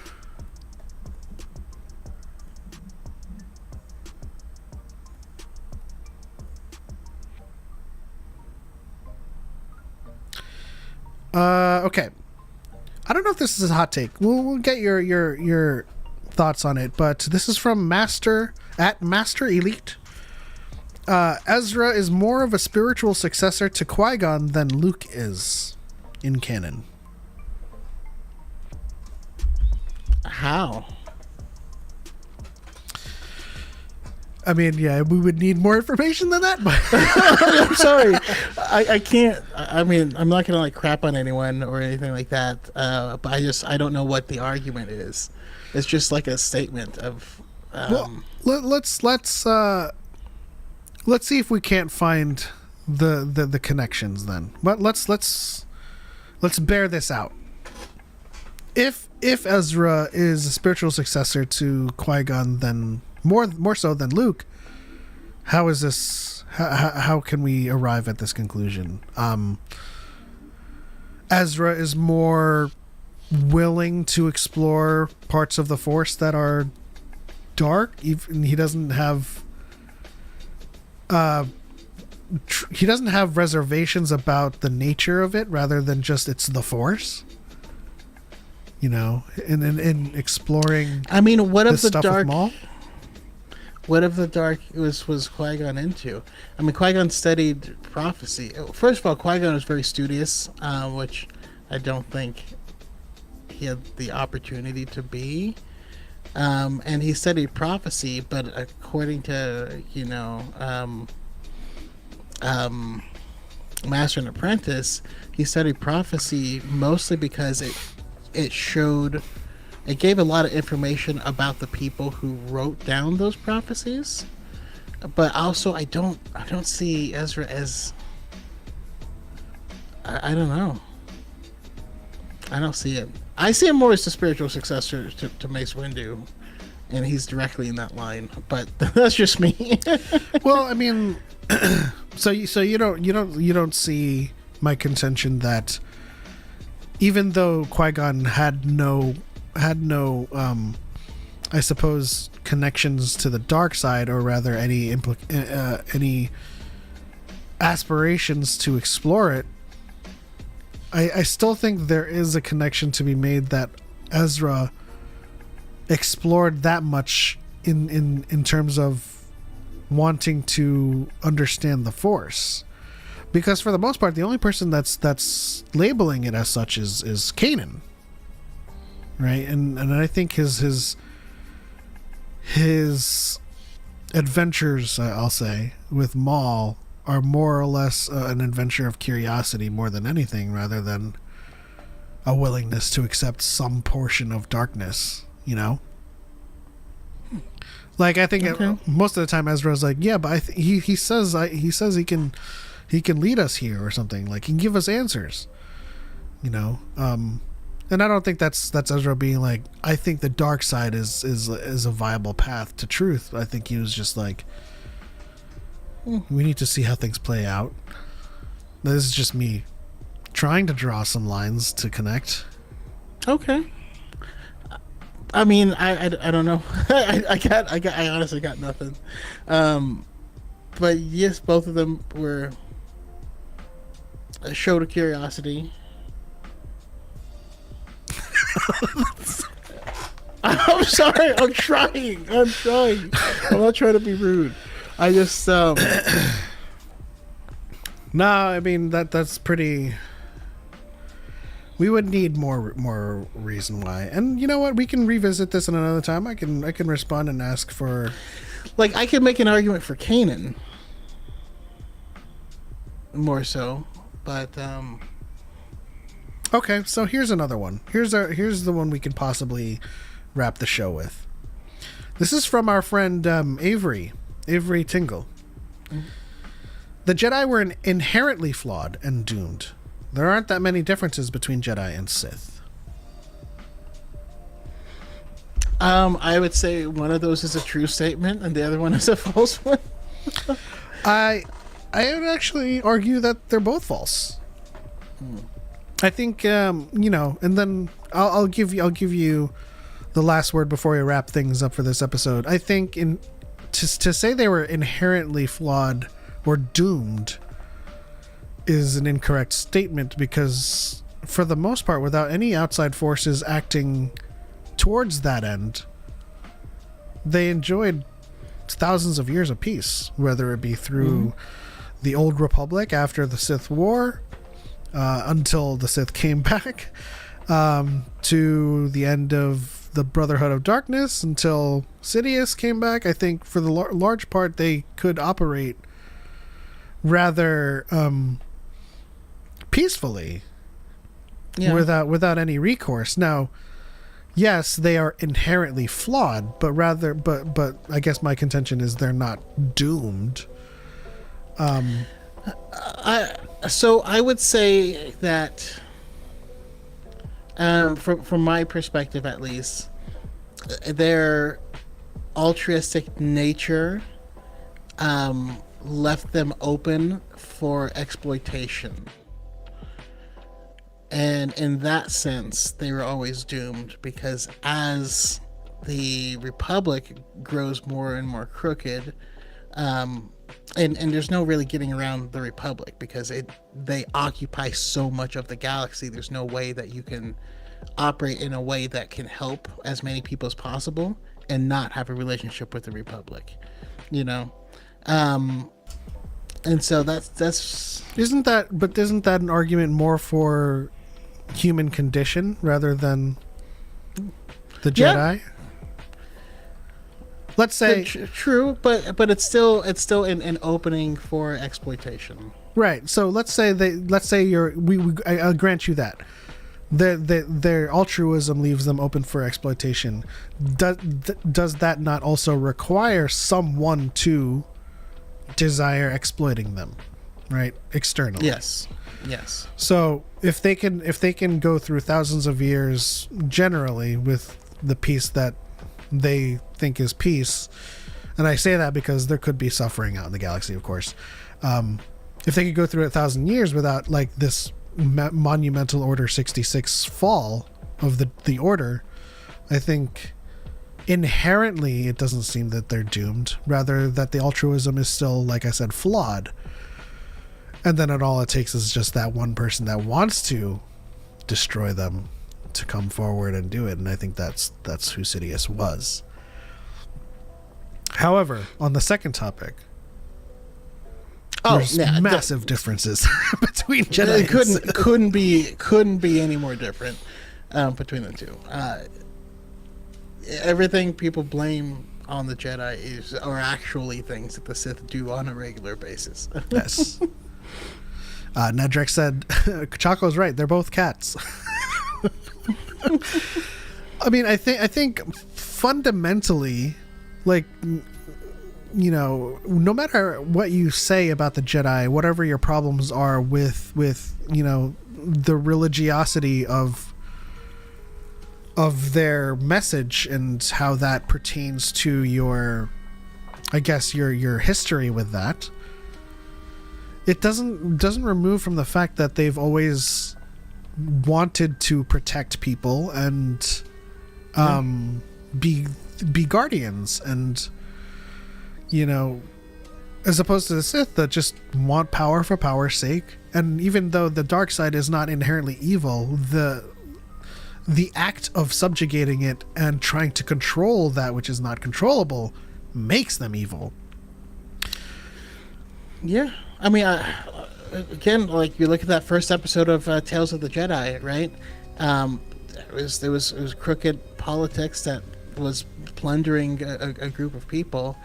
The Jedi, not being involved in politics, can't just go overthrow the ruler of a planet because they don't like him, right? That wouldn't that'd be the opposite of what their goal is. But since the ruler can just be crooked and be terrible, well, the people rose up, kidnapped his son. Well, that's a life. That's something that the Jedi will go in there and negotiate the return of this child. And in that exploitation, that's a way that the senator is able to exploit them, to force them to back his side, when in reality all they're trying to do is protect a life.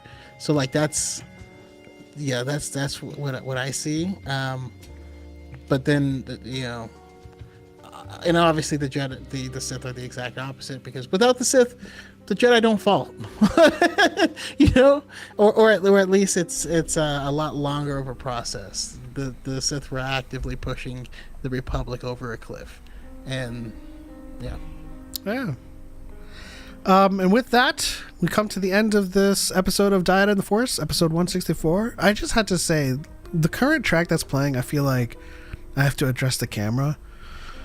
It was at this point that I knew that Choco was ready to end the episode. He didn't have to say it outright, but I felt his emotions.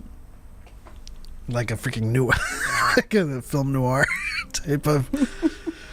feel like we're solving a mystery over here. Choco, any final thoughts before we wrap things up? And that's when she walked in. Trench coat, black as midnight, legs as long as... yeah, no, it's definitely a detective noir thing. No, just more Bad Batch, more conversations, more people calling in, please, and more hot takes. So let us know. All right, with that said, guys, that is the end of this episode. On to the next one. For Light and for Life. We are all the Dyad, hopefully. And Diva Lum Papa's mommy. Good night. All right.